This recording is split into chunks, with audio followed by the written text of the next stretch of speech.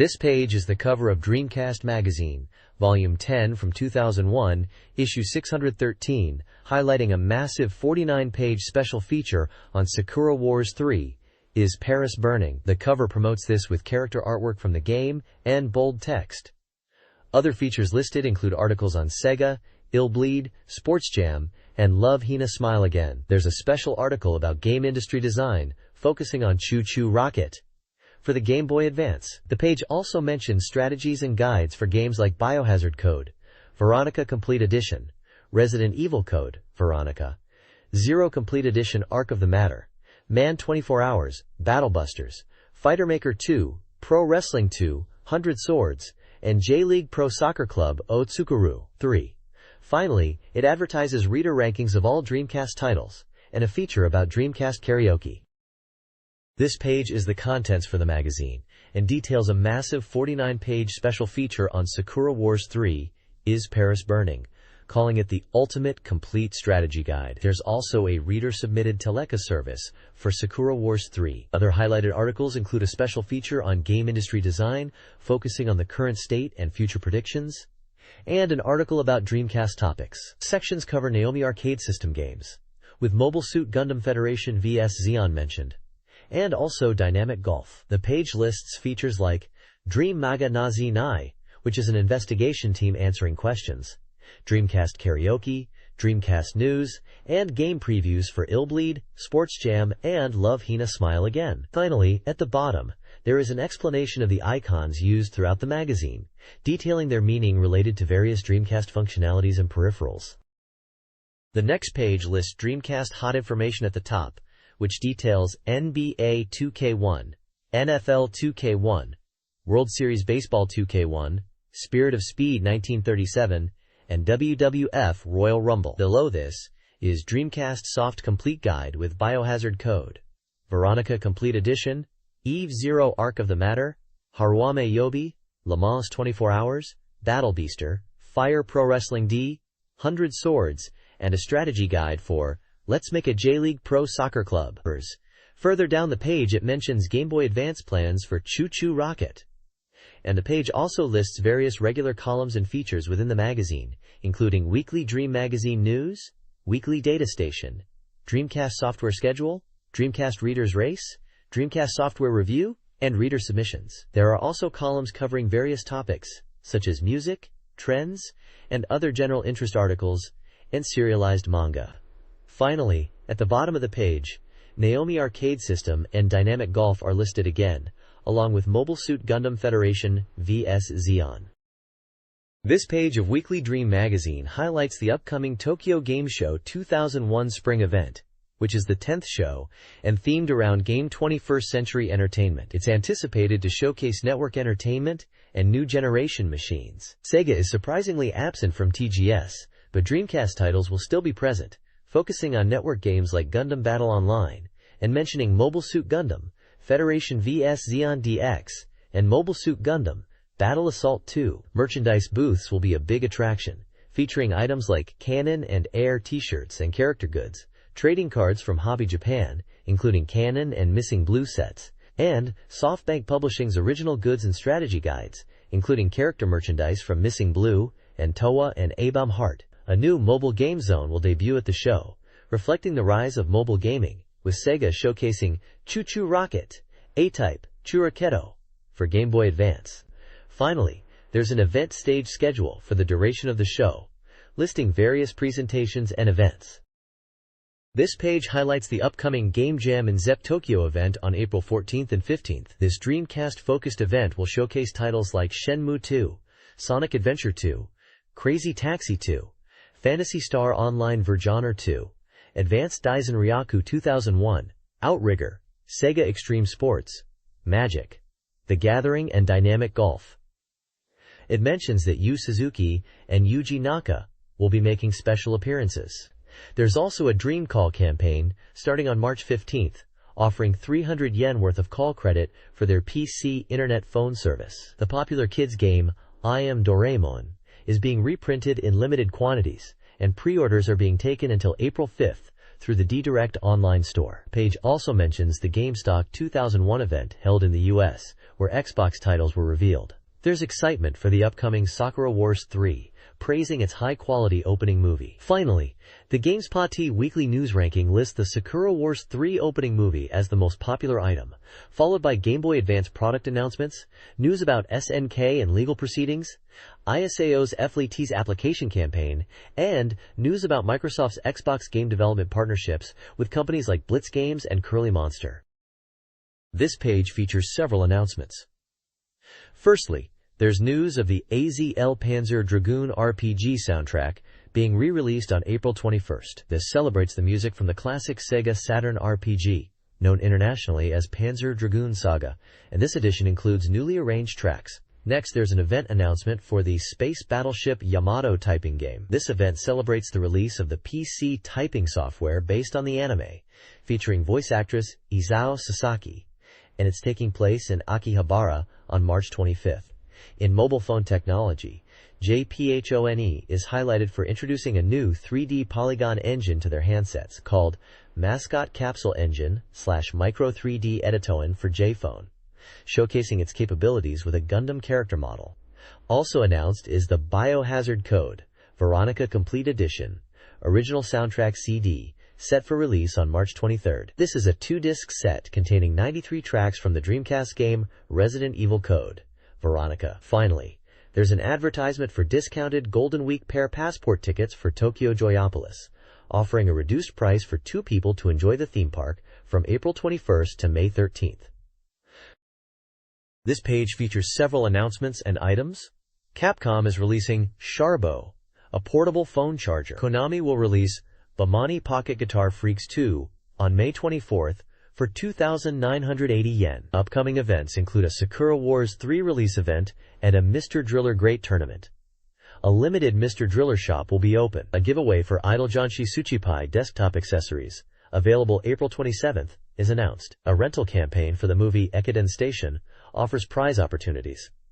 Matsu Takako's new single, a collaboration with Yukawa Reina, is promoted with a sweet giveaway. Lastly, the maxi single Koishihito by Maxi Single, priced at 1,200 yen, is highlighted, and other media information is available. This page appears to be a front cover for a magazine dated March 30th, 2001. The headlines highlight key features, including coverage of the Game Boy Advance and Xbox, exploring all aspects of the Xbox, and multi-verifying information beyond just the Tokyo Game Show. There's a feature on Takeshi Kaneshiro and the game Onimusha on PS2, exploring its appeal. Additionally, there are articles with Gamon Kawai discussing the games he loved, and Akitoshi Kawazu, and WonderSwan.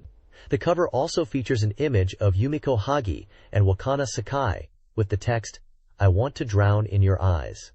A special report section lists games including Bokuda Mao, Phantasy Star Online, Sega, Illbleed, Akitoshi Kawazu's works, Wildcard, Final Fantasy II, Winning 11-5, Pro Evolution Soccer 2 internationally, Best Play Professional Baseball, OO, NFL 2K1, Fire Pro Wrestling D, and Derby Stallion.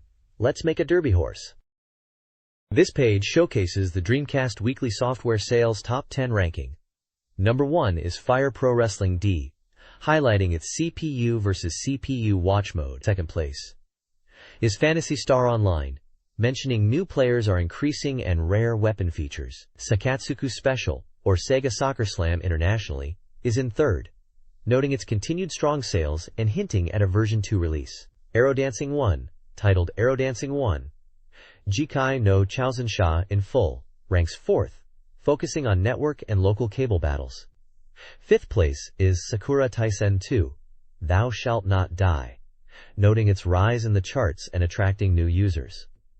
Rhapsody of Zephyr is 6th, mentioning its story is inspired by The Count of Monte Cristo. 100 Swords holds 7th place, suggesting players try the trial version available at Barai, but note it's a D-Direct exclusive for purchase. Guilty Gear X is 8th, asking if players got the day of release trading cards and highlighting unreleased illustrations for fans. Macross M3 is 9th, stating the Macross world will expand into the 21st century and mentions a full 3D CG anime project. Finally, 10th place is taken by Sakura Taisen, noting its continued popularity and the Flower Group getting attention. The Dreamcast's Reader's Choice ranking has been updated, with the release of Sakura Wars 3 causing significant changes. Shenmue 2 takes the top spot. Praised as a Dreamcast exclusive and part of a beloved series, Crazy Taxi 2 follows at number 2, promising exciting gameplay and a soundtrack from the offspring. Sonic Adventure 2 secures third place, heralded as a top-tier Sonic title. Sega comes in fourth, a satirical game reflecting Sega's current state. The list includes various anticipated titles like Mobile Suit Gundam Federation vs. Xeon DX, Sonic Adventure 2, and Super Robot Wars Alpha. A weekly pickup spotlights Sports Jam, a sports title featuring 12 different sports and network functionality. This text presents 2 rankings and a weekly pickup section. The Reader's Choice Most Wanted Transplant ranking for Dreamcast games is topped by Air, Knights, and Virtua Fighter 4, which saw a popularity surge. The Video Game Income ranking for arcade games lists Derby Owners Club 2000, Virtua Fighter 3 TB, and Guilty Gear XX as top earners.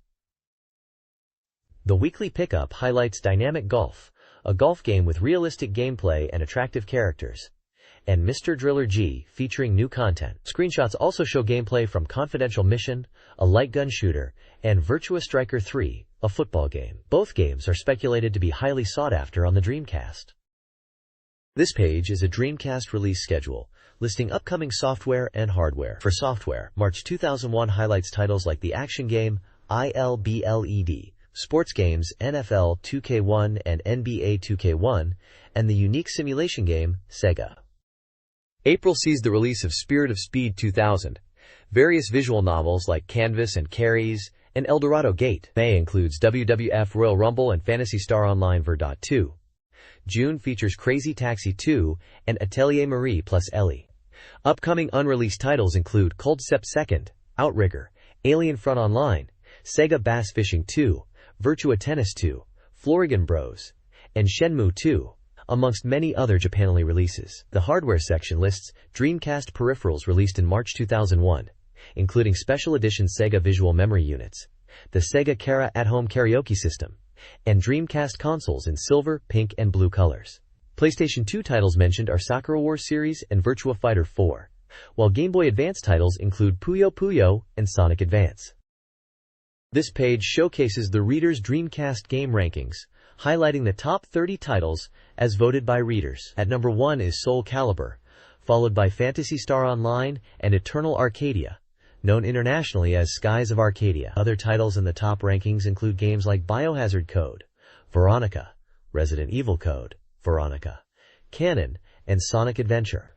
The page also features new arrival game introductions, starting with Bass Rush Dream, a fishing game described as having beautiful graphics resembling underwater video footage, but noted for its potentially tedious fishing and visual memory minigame. Next is Chakuduki Kikai O for Matching Service, an action game praised for its graphics and anime-style story, overshadowing its fighting elements. Grauen no Tsurugi Capital 4 is also featured, a game criticized by some, but praised by others for its unique world and compelling storytelling. Finally, Heisei Mahjong Gekidouhen is introduced, a mahjong game noted for its 4-player capability using controllers alone, but criticized for requiring 4 visual memory units, which is considered a significant hurdle. Reader comments are included, with opinions suggesting that the Dreamcast is still vibrant, especially with upcoming titles like Sakura Wars 3. The overall sentiment is that the Dreamcast continues to offer a variety of engaging gaming experiences, even with its production ending.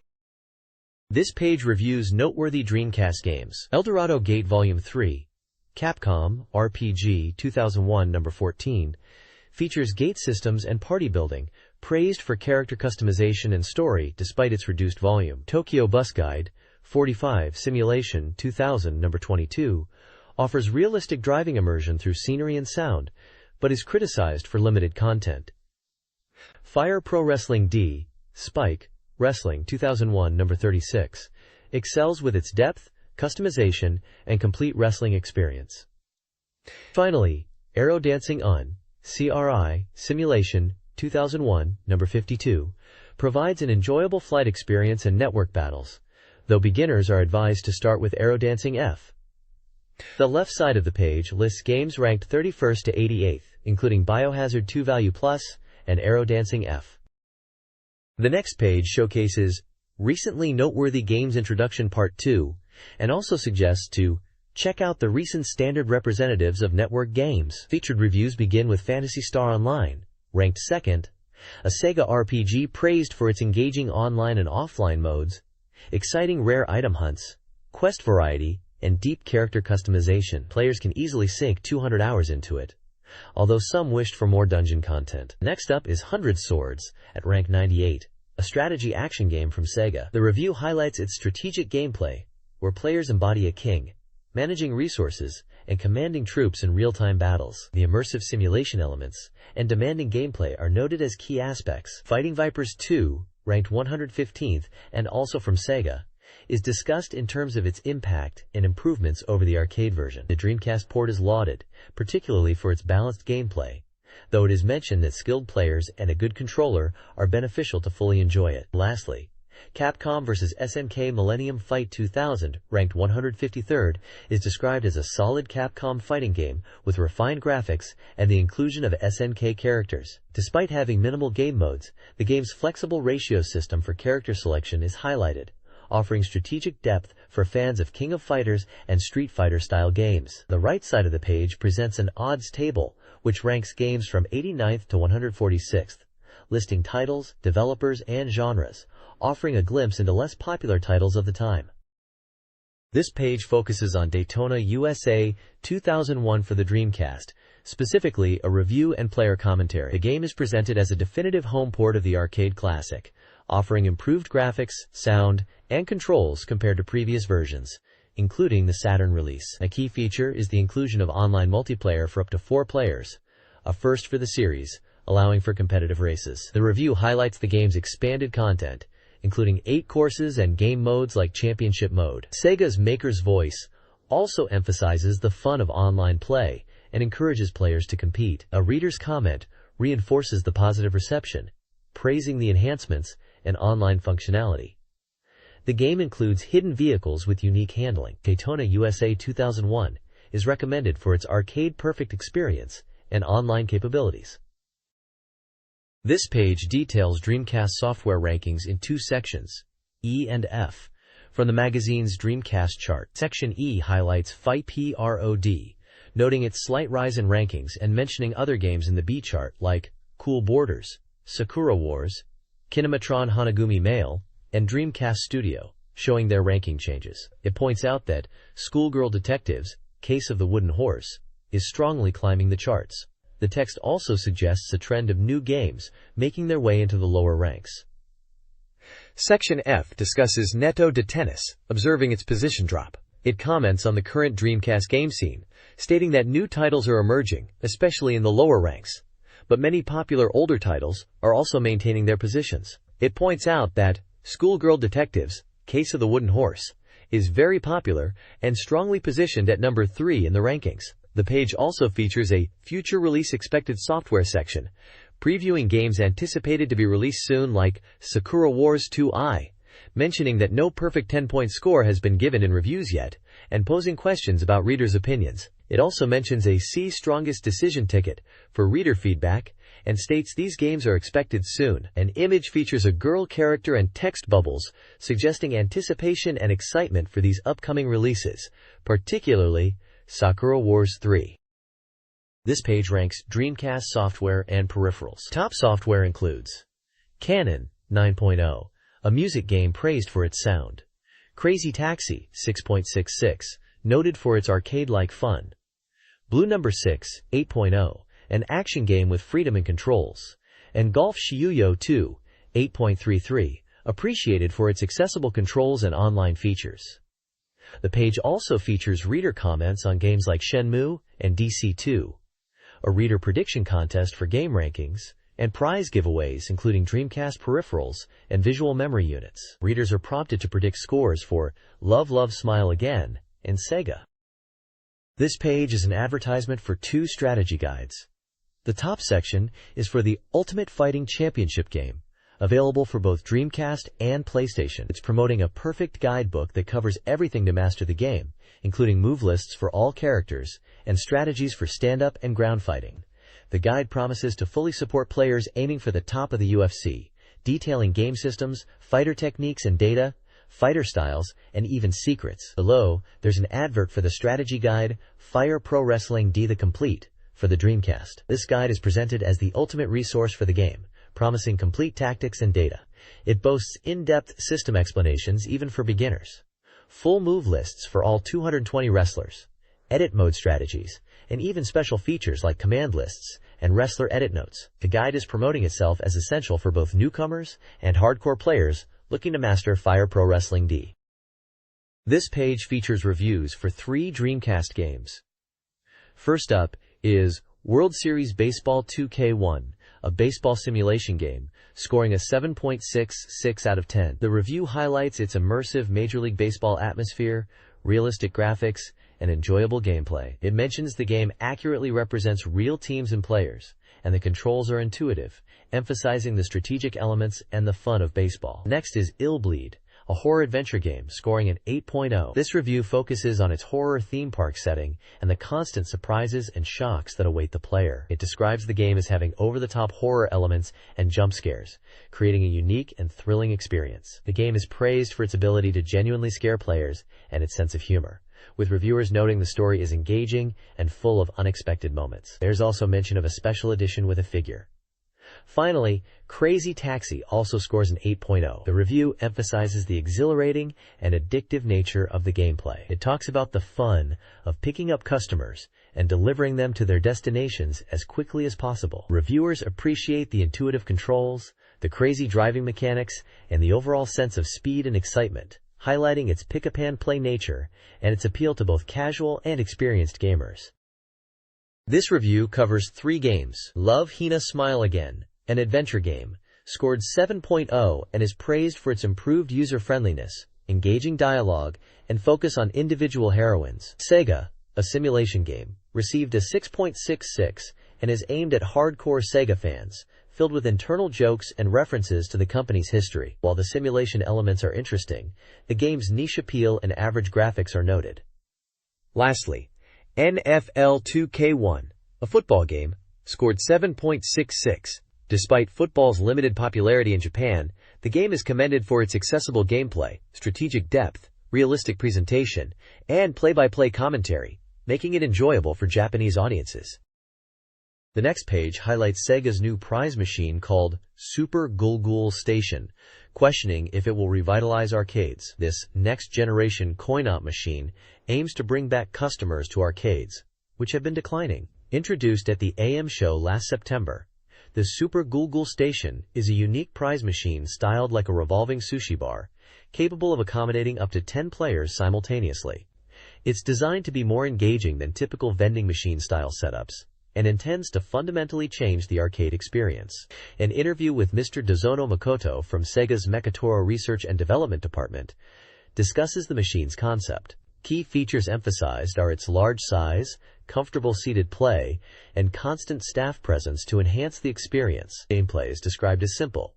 Use an arm to grab prizes from the rotating conveyor belt, with a point system and special arm power-ups available. The machine is presented as a revolutionary concept to revitalize arcades, with a focus on active staff involvement and a more engaging, social gaming experience.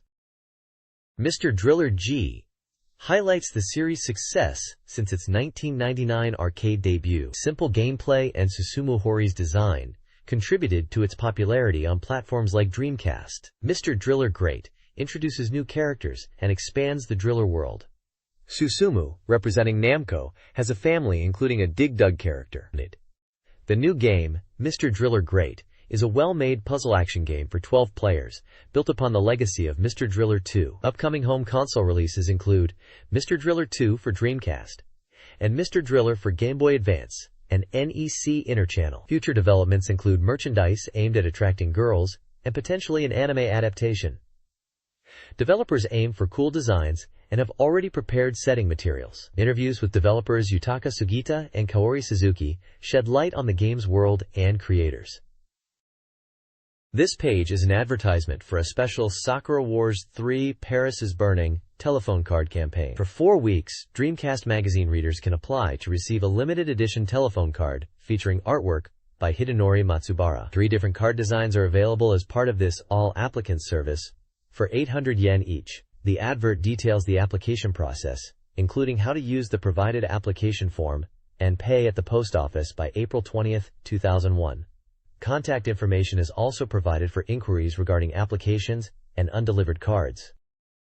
This page is an advertisement for the Saskatsuku Special Big Issue, which is a complete strategy guide for the Dreamcast game J-League Pro Soccer Club Otsukuru. The advert highlights that this is a complete guide covering all aspects of the game, including management, player development, team strategy, and personnel decisions. It emphasizes the in-depth analysis of the 4 key elements of the game, promising to reveal the most important points. The guide includes tips for efficient club management, player training methods, team strategy advice, and system tactics. It also boasts detailed data, player and coach characteristics, and a large database of 4,988 players and 1,008 coaches and scouts. The book is advertised as being on sale soon, in early April.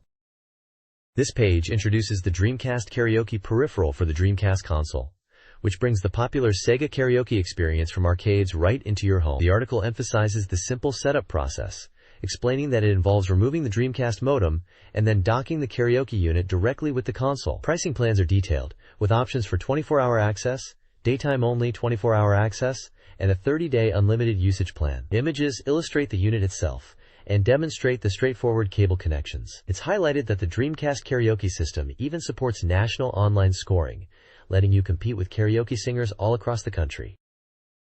Sega's Tomoyuki Yamaguchi discusses the Dreamcast karaoke feature, designed to bring karaoke to home consoles. The project was initially developed with Sakura Wars 3 in mind, offering 12 songs, including unreleased Sega karaoke music. The motivation stemmed from a demand for home karaoke practice and a natural fit between gamers and karaoke enthusiasts. Addressing common questions, the article clarifies song searching via professional karaoke books and discusses the possibility of individual song purchases with monthly updates. While sound sources differ from arcade versions, Sega aimed for high-quality audio. Compatibility with the DreamEye camera enabled users to practice and record themselves. Sega emphasized continued support for Dreamcast users, even after production ceased. The feature highlights Sega's commitment to user services, alongside a promotional advertisement for the console.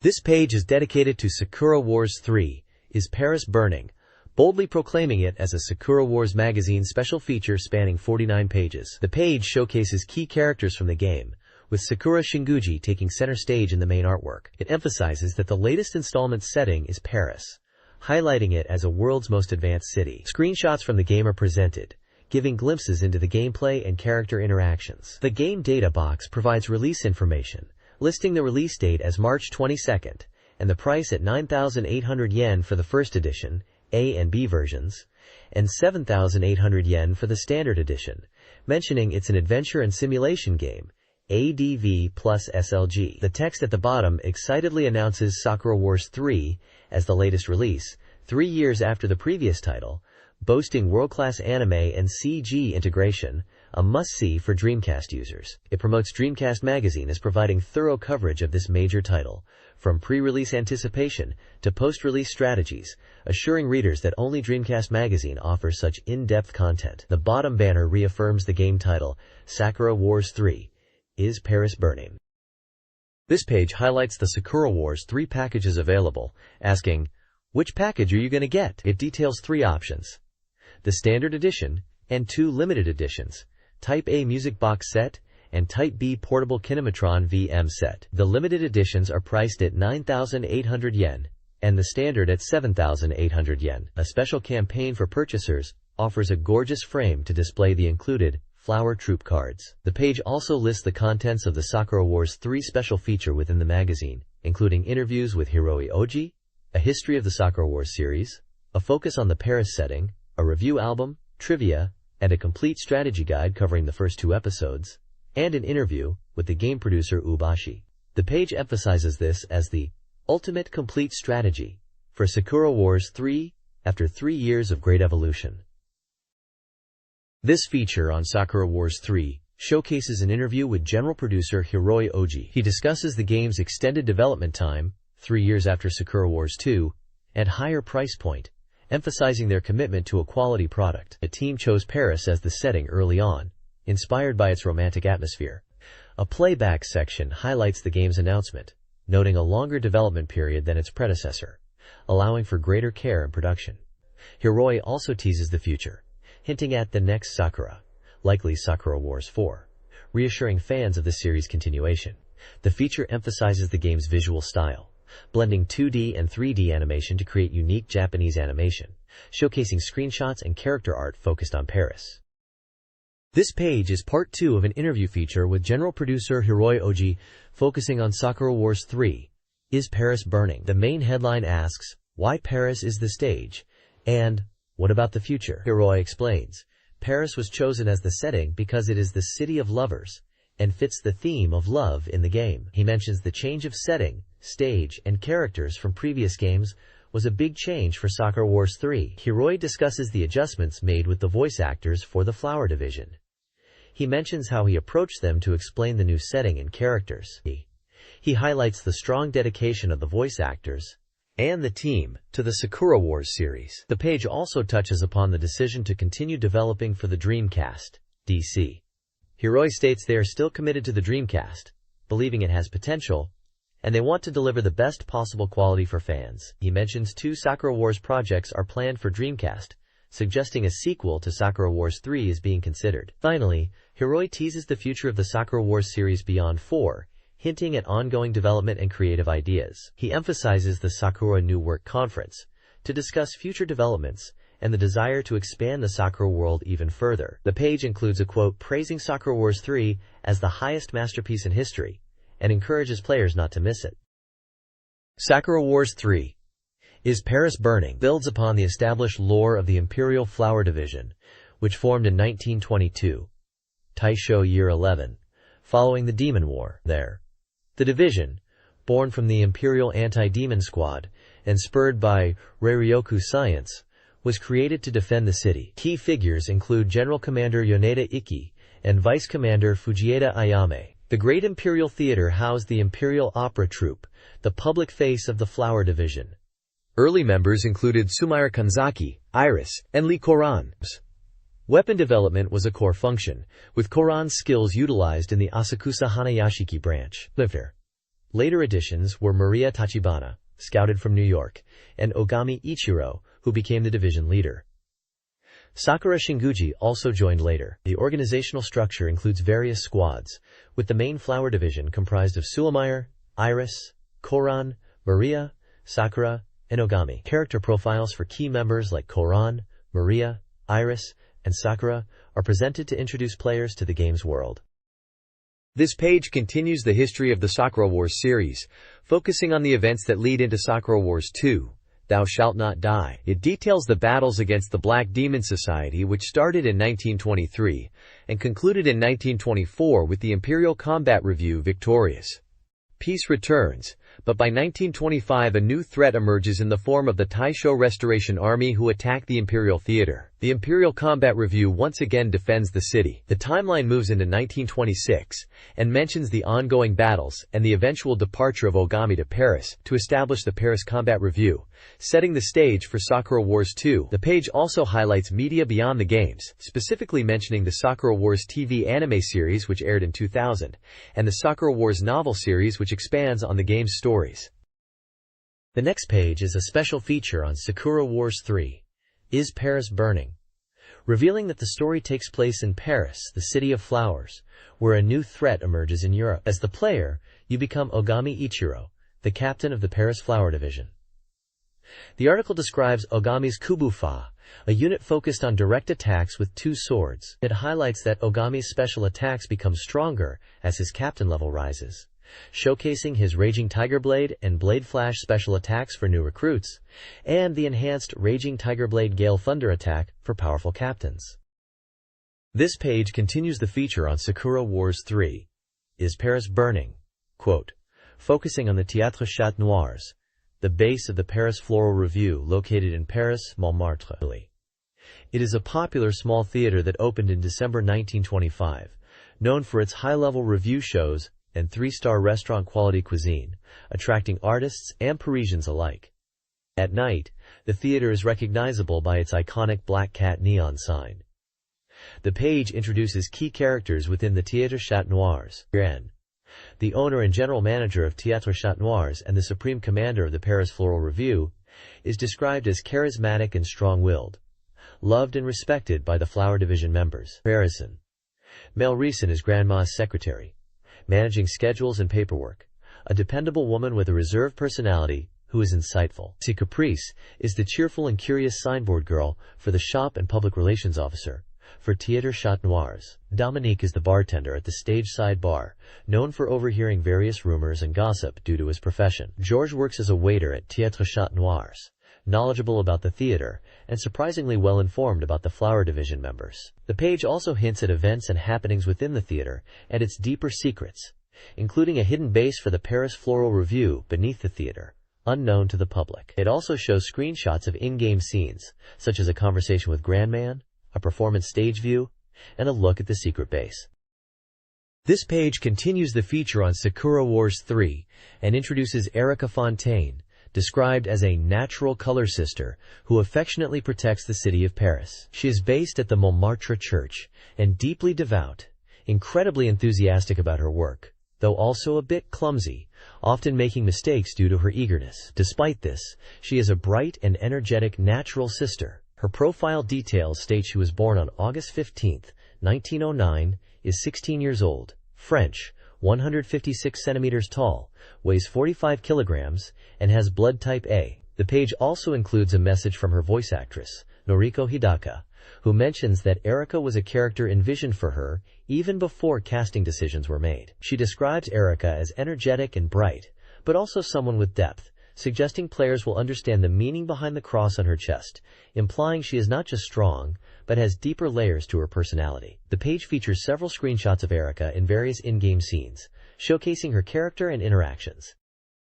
This page continues the focus on Erica from Sakura Wars 3, diving into her role as a key member of the Paris team. Erica is depicted as someone who is earnest and acts on her beliefs, sometimes causing unexpected waves and creating a bit of a commotion around her. Despite this, she is always surrounded by smiles, likely due to her pure and straightforward personality. The page then details Erica's battle specifications, focusing on her Kubu F, the cross-frame Red Lightning F.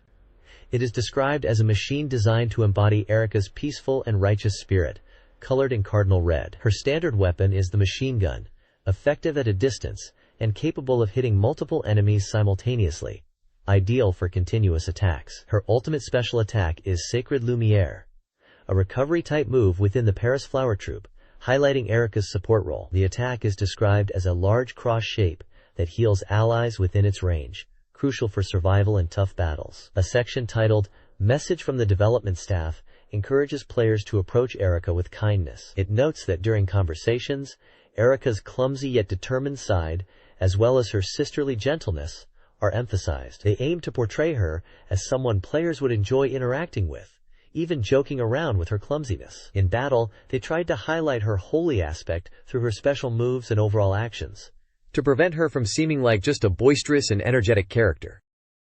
This page profiles Glycine Bloomer from Sakura Wars 3. Is Paris Burning, a proud 16-year-old French aristocrat and member of the Paris Review.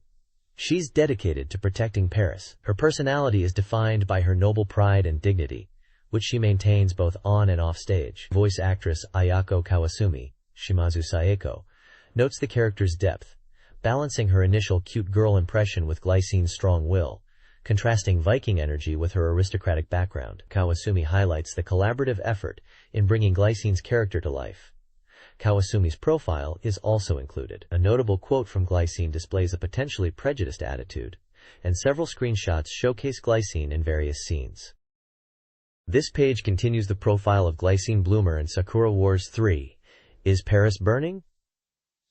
It details her battle style and her Kubu F unit, the Glycine F. The Glycine F is described as excelling in close to medium-range combat, equipped with a large shield bearing a blue emblem. It's noted that she has the blood of a noble family, and her Kubu F is a brave and dignified machine in a memorable blue color reminiscent of the sea. Her standard weapon is a long spear, effective in direct attacks with high destructive power. For her special attack, she uses Gloire Vague, or Great Wave of Light, a wide-range attack ideal for sweeping away groups of enemies. Developer comments highlight Glycine's design philosophy, aiming to depict her as a noble woman with pride and responsibility. They aim to capture her elegance and strength, ensuring she wasn't just seen as crude despite her forceful nature in battle. They emphasize that she is a high-performance unit within the game. Screenshots depict Glycine and her Kubu F in various in-game scenarios, including combat and dialogue scenes. Coquelicot, a vibrant character from Sakura Wars 3, Is Paris Burning? Quote, is an 11-year-old Vietnamese circus performer known for her infectious smile and acrobatic talents. She also cares for the circus animals. Born on October 10, 1914, Coquelicot is popular for her cheerfulness. The game showcases her in various screenshots, highlighting her interactions and in-game model. Voice actress Etsuko Kozakura, who voices Coquelicot, shares her deep connection with the character, emphasizing Coquelicot's depth beyond her cheerful exterior. Kozakura, whose other roles include characters from Tenchi Muyo and Magical Girl Pretty Sammy, believes Coquelicot is beloved and hopes players will cherish her, highlighting that the character's energetic nature is a good match for her, and she finds the role deeply satisfying. The next page delves into Coquelicot from Sakura Wars 3, Is Paris Burning?, highlighting her cheerful personality and in-game battle specifications. It mentions her infectious smile and how she brings joy to those around her. The page details Coquelicot's fighting style, noting her unarmed combat skills and special attacks, even though she is depicted as not carrying weapons in the traditional sense. Her normal attack, Horn, uses her hair ornaments to inflict damage in a wide area, and her finishing move, Nikomi Missile Magic Pom-Pom, is a cat-shaped missile attack effective at close range, showcasing her unique and magical fighting style within the game. A developer comment emphasizes Coquelicot's reliability within the flower division and her cheerful nature, always bringing smiles to the city. They also mention her energetic battle scenes featuring magic shows, highlighting the effort put into creating diverse weapons for her gameplay. This page focuses on Lobelia Carlini from Sakura Wars 3, Is Paris Burning?, introducing her as a notorious villain with a criminal record spanning over 1,000 years of prison sentences, yet surprisingly scouted into the Paris Combat Review. The page details her background, stating she is motivated by money and evil deeds, but also possesses strong spiritual powers, which led to her recruitment. Character details include her birth date as November 13, 1905, age 20, height 179 centimeters, weight 64 kilograms, blood type AB, and birthplace as Transylvania. The page also showcases several in-game screenshots of Lobelia in action. An interview segment features voice actress Inoue Kikuko, who shares her initial impressions of Lobelia as cool, but also scary. She mentions that reading Lobelia's character settings, described as the greatest villain since the beginning of Paris, made her feel intimidated. However, this fueled her enthusiasm to voice such a compelling character, especially with her catchphrase, "Art is an explosion." A profile for Inoue Kikuko is included, noting her affiliation as freelance, birth date September 25th, blood type O, and listing her notable voice roles such as Belldandy in Ah, My Goddess, Verdandi in Mobile Suit Gundam 08 THMS Team, and Banter in. This page continues the introduction to Lobelia Carlini from Sakura Wars 3, Is Paris Burning? It highlights her battle specifications, showcasing her Kubu F, a unique unit equipped with claw weapons for close combat. Her normal attack, Sharp Claw, uses 3 claws mounted on the right arm for powerful strikes. The page details her special move, Fiamma Unsgaya, a powerful area effect attack utilizing fire magic. This move is described as engulfing the enemy in flames and causing significant damage. There's a developer comment titled, Don't Forget the Humor, stating that Lobelia is a gambler and a skilled negotiator, and that her character was conceived with a villain boss image, but with a sense of humor. Her cold fire attack is noted as a key characteristic, suggesting a contrast with other characters and their hot-blooded attacks. This page is dedicated to Kitaoji Hanabi from Sakura Wars 3, Is Paris Burning? The page introduces her as a 17-year-old born on May 22nd, with blood type O, standing 158 centimeters tall and weighing 46 kilograms. She's described as a daughter from the Kitaoji family of Kyoto, raised in Japan until the age of 3 when she moved to Paris. Despite her long time away, she is fluent in Japanese, deeply traditional and quiet, with a constant smile and graceful demeanor. She's presented as someone who puts men first and has a gentle personality, with reading as her hobby. The page includes screenshots of Hanabi in various scenes, including piloting a kubu and in conversation. There's also a character voice message section featuring voice actress Morozumi Yuko, who voices Hanabi. She mentions feeling happy to play Hanabi, describing her as melancholic and single-minded, and expressing that Hanabi is cute, not just in appearance, but also in personality and expression. Morozumi Yuko's profile is also included, listing her agency as Arts Vision, her birth date is November 23rd, blood type A, and mentioning roles in Yawara, Nadia, The Secret of Blue Water as Nadia, and Detective Conan as Kazuha Toyama. This page continues with the focus on Kitaoji Hanabi from Sakura Wars 3. Is Paris Burning? Quote. It highlights her impression and battle specifications. The Impression to Hanabi section suggests her strength comes from her calm demeanor and traditional Japanese upbringing, contrasting her gentle nature with her effectiveness in combat. The Batai specification to Hanabi section details her kubu, named Kubu F, painted black to give a sharp image, and marked with her name. Her primary weapon is the bow gun, suited for long-range attacks and support, described as flexible and easy to use. Her special attack is Countless Arrows Rain, Hokutairo Hanabi style First Dance Golden Chrysanthemum Smash, unleashing a rain of arrows with a wide effective range, capable of wiping out enemies in a line. A developer comment section, message from the development staff, truly a traditional Japanese girl, describes Hanabi as embodying the traditional Japanese girl archetype. They mention her quiet and polite nature, always prioritizing others' opinions, but also note her unexpected and humorous side, making her the most interesting character in the game. The staff suggests players might enjoy seeing her get flustered and defeated, showcasing her range of emotions. The page also features gameplay screenshots, demonstrating her bowgun attacks and special move. Before playing Sakura Wars 3, consider these checkpoints. Watch the included first episode preview. Utilize save data from Dreamcast versions of Sakura Wars 1 and 2 to unlock new content. Download extra drama content via Kinematron in Ogami's room with a Dreamcast internet connection. Enjoy the Paris's Elegant Day minigame from the start to prepare. Finally, remember the game's replayability. Revisiting the game after the ending unlocks new discoveries and events, encouraging multiple playthroughs. The next page delves into the systems of Sakura Wars 3. Is Paris Burning? For Dreamcast. It emphasizes that building trust with your squad members directly boosts combat strength. This trust is influenced by your choices and interactions within the game's living interactive picture system, LIPS. The page introduces eye-catch scenes, which appear during gameplay, serving not just as save points, but also as indicators of teammate trust levels. Players are encouraged to observe these scenes carefully.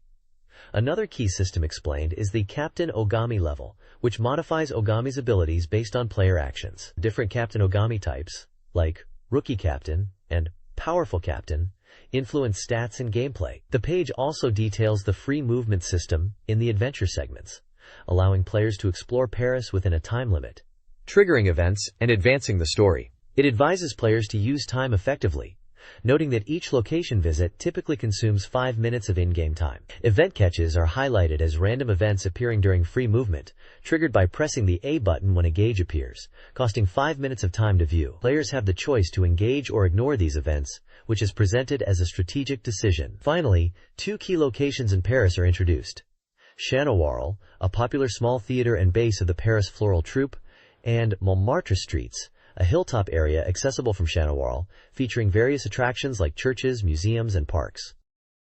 Sakura Wars 3. Is Paris Burning? Emphasizes story progression and character trust, crucial to its living interactive picture system, LIPS. The game features free movement with normal and forced events, along with time-sensitive event catches. Players can collect bromides from kiosks. The Kinematron, found in Ogami's apartment, offers time-consuming broadcasts, offering valuable story content. LIPS choices impact the narrative, with various types including timed normal LIPS, evolving timing LIPS, battle-focused select window LIPS, nuanced analog LIPS, and gauge-driven double LIPS. Click mode utilizes a cat cursor to interact with the environment. Finally, dinner mode allows players to guide conversations with a time limit. Sakura Wars 3. Is Paris Burning? Features a strategic command combat system with 8 key elements.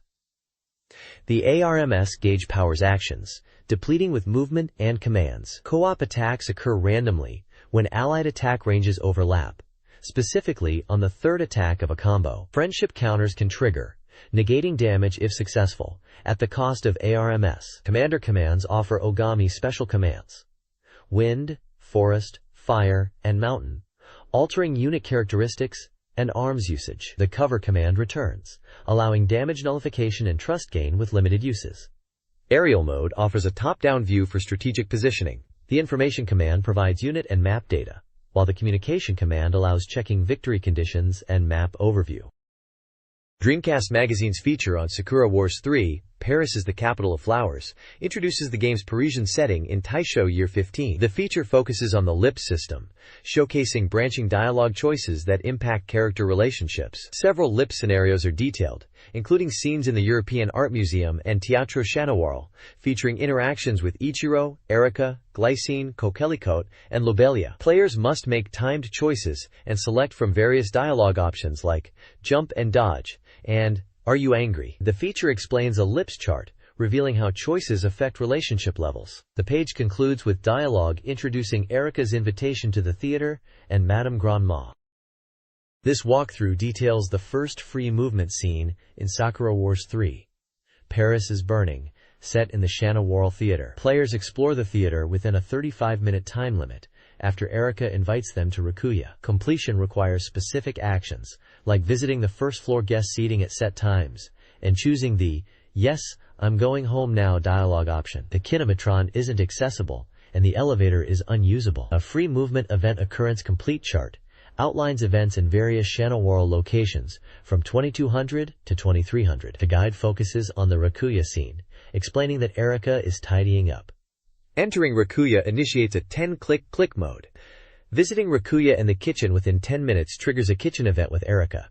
Otherwise, the player is automatically sent to the kitchen. Dialogue choices and character reactions influence relationships with the Flower Division members.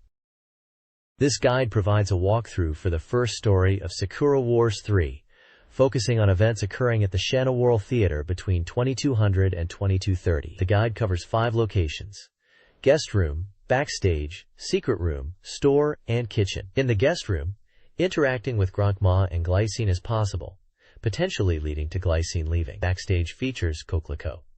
The player should avoid getting too close during her review. The secret room involves Mel and Cincy, and suggests focusing on Mel's work to build rapport.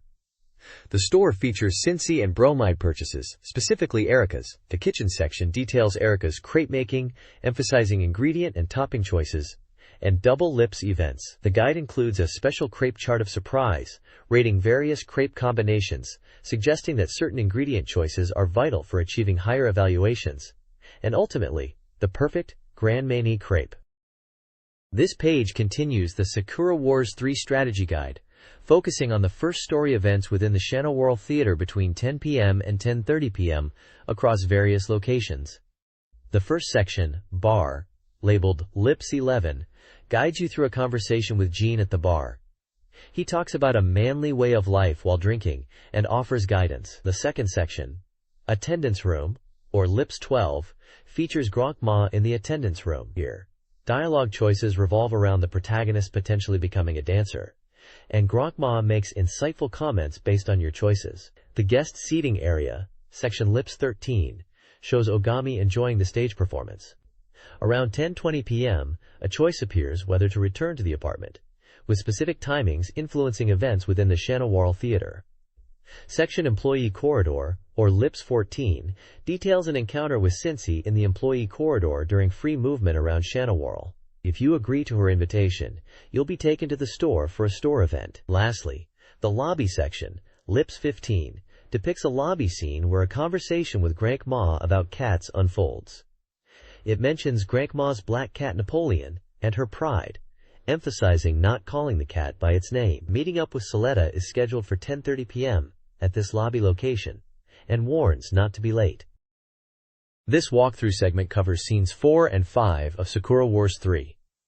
Scene 4 depicts Ogami's arrival in Paris, his encounter with Erika at a cafe, and a review. The chapter introduces a mysterious figure, Kaito Shizo, a rabbit-like thief, causing unrest. Scene 5 shifts to finding a missing cat, Napoleon, in Montmartre, triggering a free movement section. This free movement, spanning from 10 a.m. to 11 a.m., allows exploration of Montmartre with events at various locations, including the theater, flower shop, and cafe. Players can interact with characters such as Erica, Grease, and others, participating in Lips events. The objective is to find the cat. The kinematron isn't available yet, and a mandatory event happens at the church 45 minutes in. This page continues the Sakura Wars 3 strategy guide, focusing on detailed gameplay data for the early stages. It's a walkthrough for the free movement section in Montmartre, detailing events between 10 a.m. and 11 a.m. First up is Chenoir, which appears to be the review hall. Normally they don't sell bromides, but because of a previous event where Erica bought them, they are now available for purchase. Next is the church, located outside the city, where Erica works as a sister. Visiting twice will trigger an event to uncover why the father is looking for Erica. The flower shop, run by Colette, is where you find her arranging flowers with Mel and C. C teases Erica, and attempting to buy Erica flowers triggers a Lips event where she reveals she wants something else. Moving on to the restaurant. If you visit at 10:30 a.m., you'll encounter Glycine. She remembers meeting you at the cafe and asks about your impressions of Paris, highlighting her refined and strict personality in a Lips event. In Erica's room, located in the back of the church, you can investigate various objects like the bed, a picture on the left wall, and an altar. Clicking the diary on the shelf twice reveals another aspect of Erica's character. Finally, at the library between 10 a.m. and 10:30 a.m., you'll find Glycine pondering what to serve Japanese guests, sparking a Lips event about food choices. Between 10 a.m. and 11 a.m. in Sakura Wars 3, several locations and events unfold. At Daishin's apartment, Erica's curiosity about Daishin's living situation triggers Lips choices.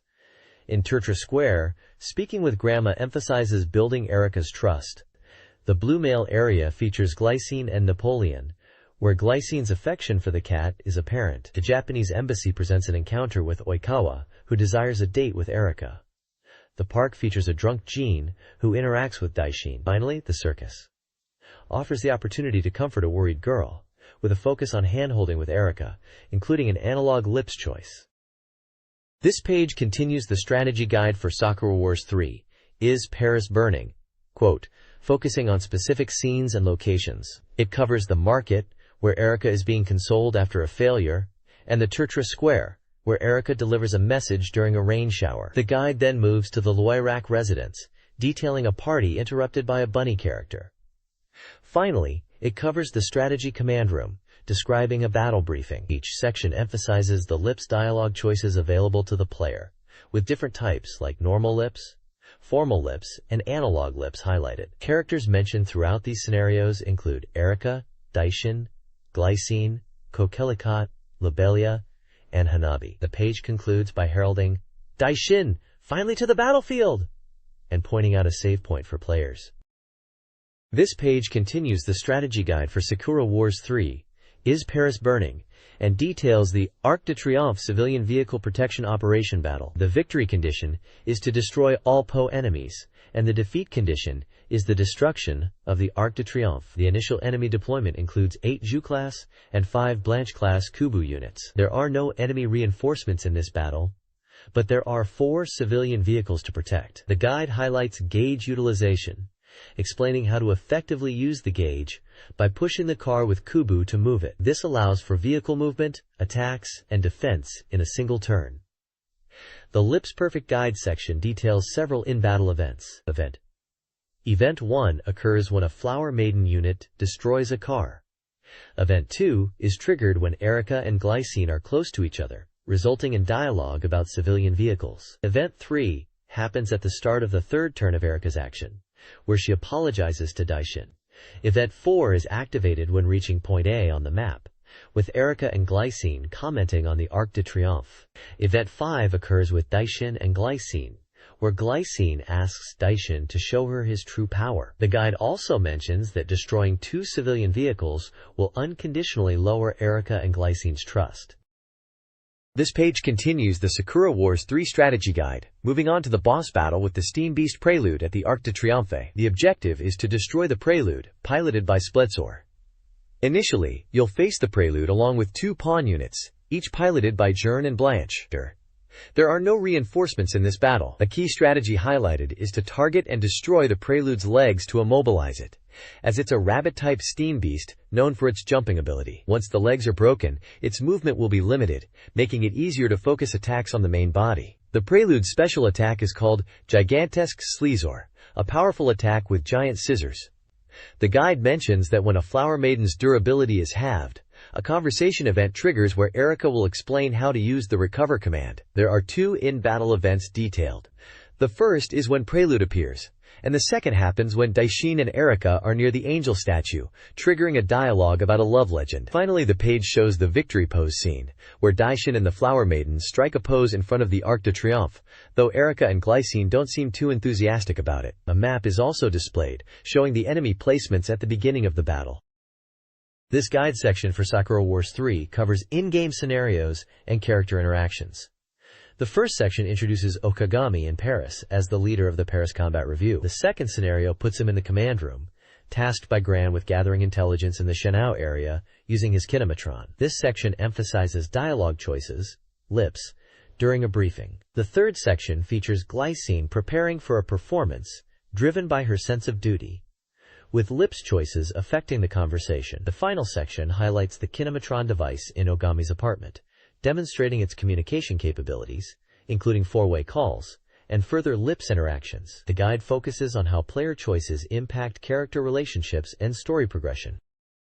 This page continues the Sakura Wars 3 strategy guide, focusing on free movement events within Montmartre. It provides a flowchart detailing locations, times, and possible character encounters during free movement. The guide highlights specific scenarios and events that can occur at locations like the rooftop storeroom and the Rakuza, with detailed walkthroughs for triggering and completing events. The page explains the lips dialogue system, showing examples of conversations and optimal choices to influence character relationships with Erika, Glycine, Kokeliko, and Lobelia. It describes event triggers and outcomes based on player choices, emphasizing how to successfully navigate character interactions and maximize positive responses within the game's time limits. This guide details free movement events in Sakura Wars 3.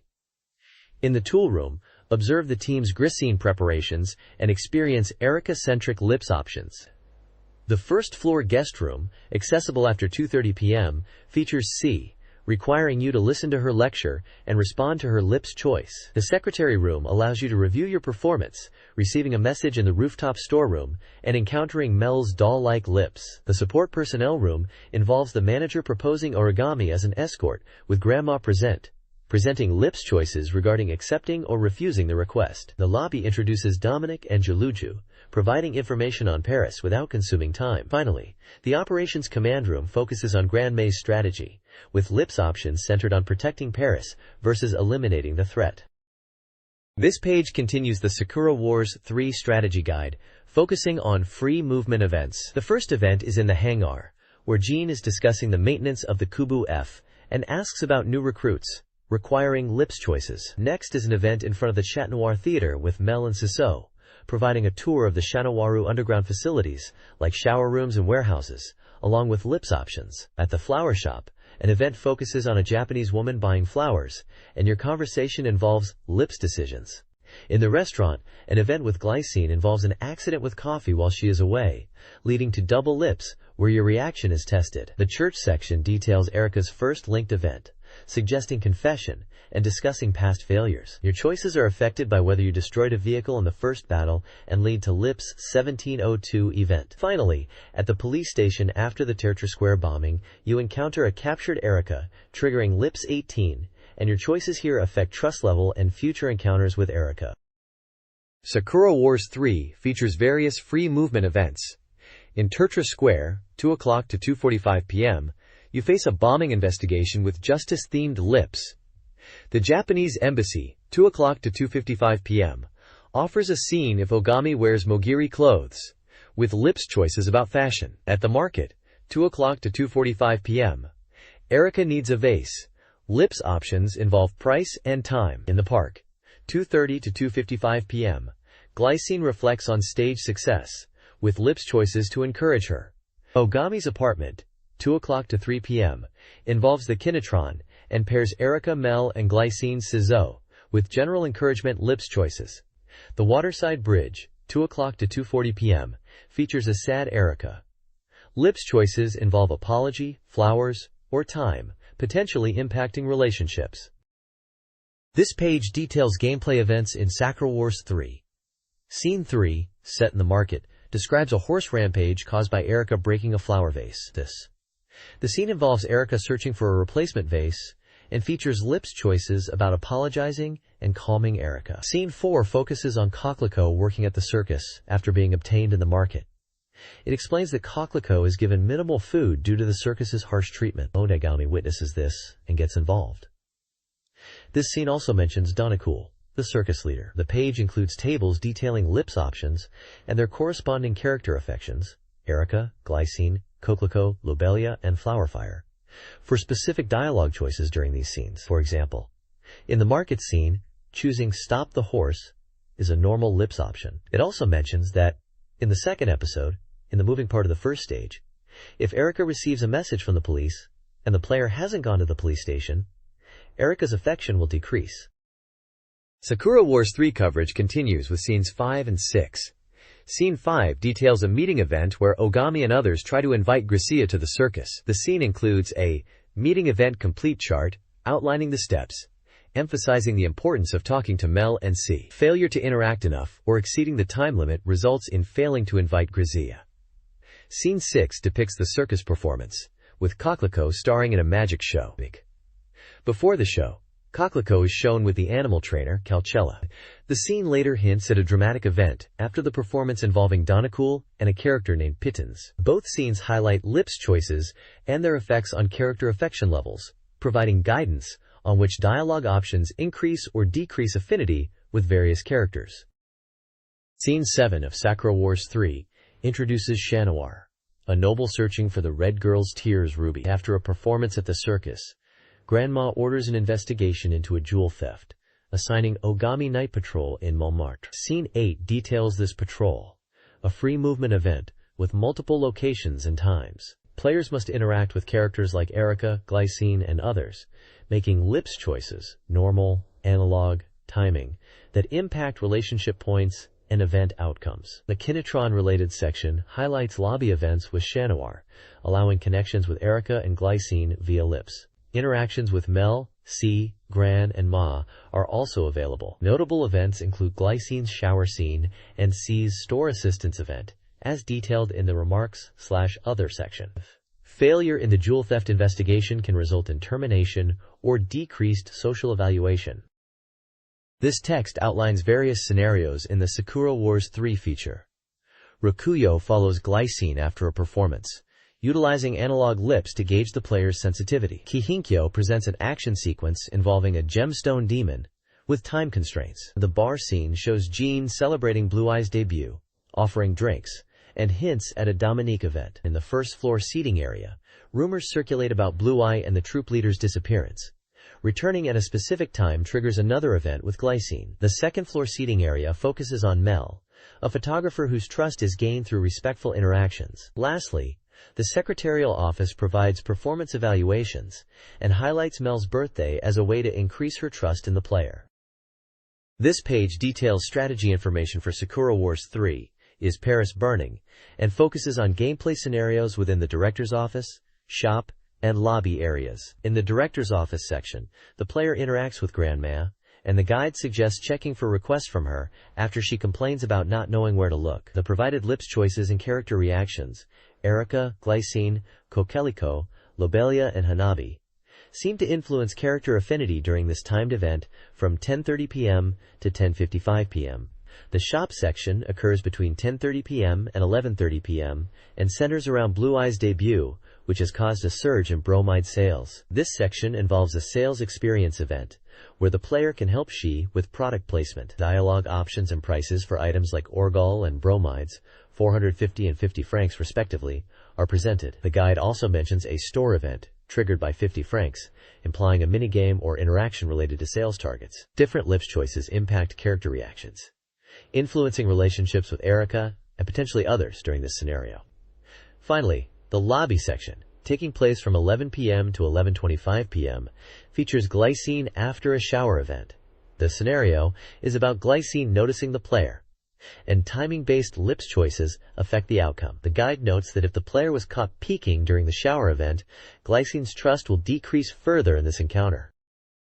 This strategy guide details events in Sakura Wars 3 across different locations and times. The shower room event, occurring between 10:30 p.m. and 11:10 p.m., features glycine. The storage room event, 11 p.m. to 11:30 p.m., involves a napping gene and lips choices. The flower shop, 10:45 p.m. to 11:20 p.m., focuses on a jewel theft, with snake as a clue. The church, 10:30 p.m. to 10:50 p.m., involves reassuring Reno father. The police station, 10:30 p.m. to 11:25 p.m., features Erica at the station and requires lips to address her situation. Finally, the Japanese embassy, 10:30 p.m. to 11:30 p.m., involves a discussion with the Oikata ambassador regarding Shanawara and the jewel theft, using lips choices throughout.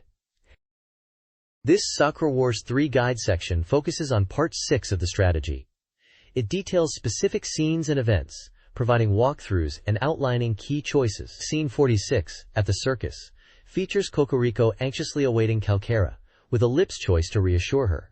Scene 47, in Ogami's apartment, involves Erica seeking advice from Glycine about expressing her feelings, also with a lips event. Scene 48 spans the church, Tertra Square, and flower shop, involving a jewel theft and pursuit of Ebion. Finally, Scene 49, at the circus, reveals Calcara's true identity as Pikaton to Kokoriko, in a crucial lips sequence with a slower time limit, emphasizing the emotional impact of this revelation and the need to protect Kokoriko.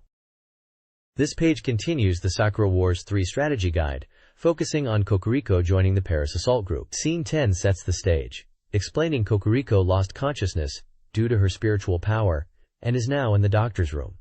Grandma considers recruiting her because of her high spiritual power, but Erica and Glycine are against it, as she is a child. The page details Episode 2 Operation Command Room events that are automatically triggered. There are lips, live and interactive picture system, choices affecting trust levels with Erica, Glycine, Kokoriko, Lobelia, and Hanabi. In Lips 50, the player must choose whether to agree or disagree with the manager's opinion about Kokoriko. Lips 51 presents further choices. Him. In Lips 5101, Kokoriko asks if she has power and if Ichiro approves, and the options are to invite her to fight together or tell her to wait. Lips 5102 requires choosing a battle strategy, destroy enemy gun emplacements, or retrieve jewels. Lips 5103's options after choosing yes are to order the Paris assault group to sortie or to save Mustached Uncle. The bottom right text describes that Kokoriko is reacting to a shocking event, indicated by her expressions. An emergency broadcast from the Chat Noir reports a crisis in Paris. Choosing between destroying gun emplacements and retrieving jewels in Lips 5102 leads to different battle scenarios. Time running out in Lips 5103 will decrease Glycine's trust. It also references Lips 3302 from a previous page, and its connection to time limits in making choices. The next page of the Sakura Wars 3 strategy guide details two distinct battle scenarios in Scene 11. The first, Concord Square Attack Weapon Destruction Operation, requires you to destroy all enemy gun emplacements to win.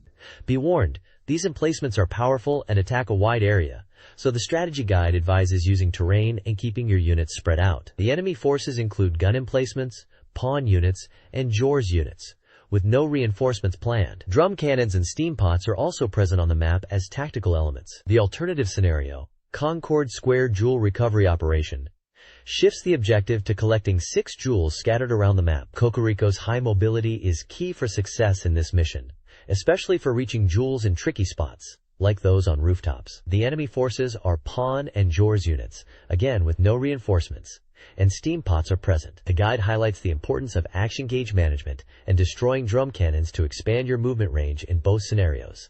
It also notes that choosing between these two operations will change the in-game dialogue and events you experience within Sakura Wars 3. Characters like Ogami, Erica, Kokoriko, and Glycine are shown in the map layouts for both battles. This guide focuses on Sakura Wars 3's second chapter, and details battle events to increase character trust, regardless of the chosen operation, weapon destruction or jewel recovery. 5 potential battle events exist. These events involve dialogue choices related to Erika's weapon, Glycine's feelings, fatigue in battle, praising Glycine's fighting or echoing Erika's humility, and concern for Kokoriko's well-being. The guide also introduces tactical elements. Commander commands offer strategic options during battles, alongside a tutorial, while steam pods are recovery items for durability, crucial in regular encounters, but unavailable during boss fights. This page is a strategy guide for the Chapter 2 boss battle in Sakura Wars 3, Is Paris Burning?, focusing on the fight against the steam beast Berserker in Concord Square. The objective is to protect the obelisk, and to defeat the Berserker, which is supported by 2 Poulain units. A key point to note for this boss is its snake-like arm attacks that come from underground, signaled by a warning sound. There is a deployment map showing the layout of Concord Square and enemy positions for the battle. The guide details 2 in-battle events. The first occurs after retrieving the Red Maiden's Tears, and involves dialogue celebrating Kokoriko officially joining the Paris Flower Division. The second event triggers when Uogami and Erika are positioned next to each other, and is about Erika wanting to learn magic from Kokoriko, impressed by her abilities in battle. The guide emphasizes that whether Erika is allowed to learn magic will depend on dialogue choices. Kokoriko is highlighted as a key member during this battle, and her skills are shown to be important in overcoming the increased difficulty of this fight compared to previous ones. This feature is an interview with Noriyoshi Ohiba, producer of Sakura Wars 3, Is Paris Burning? The interview details the game's 3-year development, transitioning from Sega Saturn concepts to a Dreamcast release. The team enjoyed more creative freedom than with Sakura Wars 2. The shift to Paris was a key decision made by Hiroi. The core focus remained on the emotional depth and relationships between characters. OSPA discusses maximizing the Dreamcast's capabilities, including VM memory usage, analog lip sync, and polygon-based battles. He notes development challenges, including a premature presentation and difficulties with the ARMS battle system. Screenshots showcase character art and gameplay, emphasizing character interaction. The next issue will further explore battle, adventure, and movie part development and mechanical design. This page is the Dorimaga Plaza Reader Corner, featuring fan discussions about Dreamcast. Readers share their thoughts, like one person who enjoyed playing Mahjong on Dreamcast, and another who found the Doraemon conversion feature on their PC very impressive, and referred to it as a 21st century calendar. Another reader tried out the pose from Virtua Fighter 4, and found it tough. There's a section where readers are discussing Dreamcast games and related topics, including the desire for more DC titles, and even discussing buying 600th games when short on money. One reader is looking for a friend to play robot games, while another mentions enjoying DC's plain days more than being busy with DC. The Dori Hero Weekly section highlights events for the week of March 23rd to 29th. It mentions the release of Dreamcast The Preview 2 and lists birthdays of people involved in game development and voice acting, such as Samuk-san, Samuk-san, Samuk-san, Samuk-san, Samalux. Game releases for the week include Silgard and Smile Please, NA2K. The column also mentions Eternal Arcadia and a reader who bought Torikura, which is likely referencing Sakura Wars 3. This page showcases the Dorimaga Art Club, featuring fan-submitted illustrations inspired by Dreamcast games. One fan expresses continued enthusiasm for the Dreamcast despite reports of its withdrawal. Another admires the Love Shine and phrase and a purple ribbon badge, potentially referencing Sakura Wars. Another artwork depicts a character from what seems like Space Channel 5, mentioning dual-wielding guns and the game's buttons. There is also fan art of a knight, likely from 100 Swords, celebrating the game's themes of future and hope. Opa Opa from Fantasy Zone is featured as a 3D artwork, appreciating the warmth of the steel body. Another artwork shows a girl in a war-torn town, evoking feelings of gentleness and sadness, possibly related to Sakura Wars. Finally, there's an image of a dog's face, conveying calmness and gentleness. The page also presents Dorimaga recommended movies, suggesting Chicken Run, a stop-motion animation about chickens escaping a farm, and Dog Show, Best in Show, a comedy about a dog show competition. Lastly, a game ranking table is displayed, listing the top 10 games. First is Castaway, second is 2001 Spring Toei Anime Fair, Third is unbreakable. Fourth is serendipity. Fifth is pay it forward. Sixth is crimson rivers. Seventh is center stage. Eighth is brother. Ninth is dancer in the dark. And 10th is the bone collector. This magazine page features community content, game reviews, and music-related articles. A DoriMag All-Star Rally showcases fan photos from across Japan, highlighting participants from Tokyo, Shizuoka, Miyagi, and Osaka. A Dream Beauty MS Small Squad section features Gundam fan art. Game introductions include Sakura Wars 3 and Exodus Guilty NEOS, with praise for the artwork. A short comic strip depicts a cancelled outing. The main article, Hayama Hiroaki's Deep Factory Volume 25, discusses music downloads versus physical CDs and radio stations. An information box promotes Hayama Hiroaki's album and a 24/7 internet radio station specializing in anime and game content, including Hayama's programs.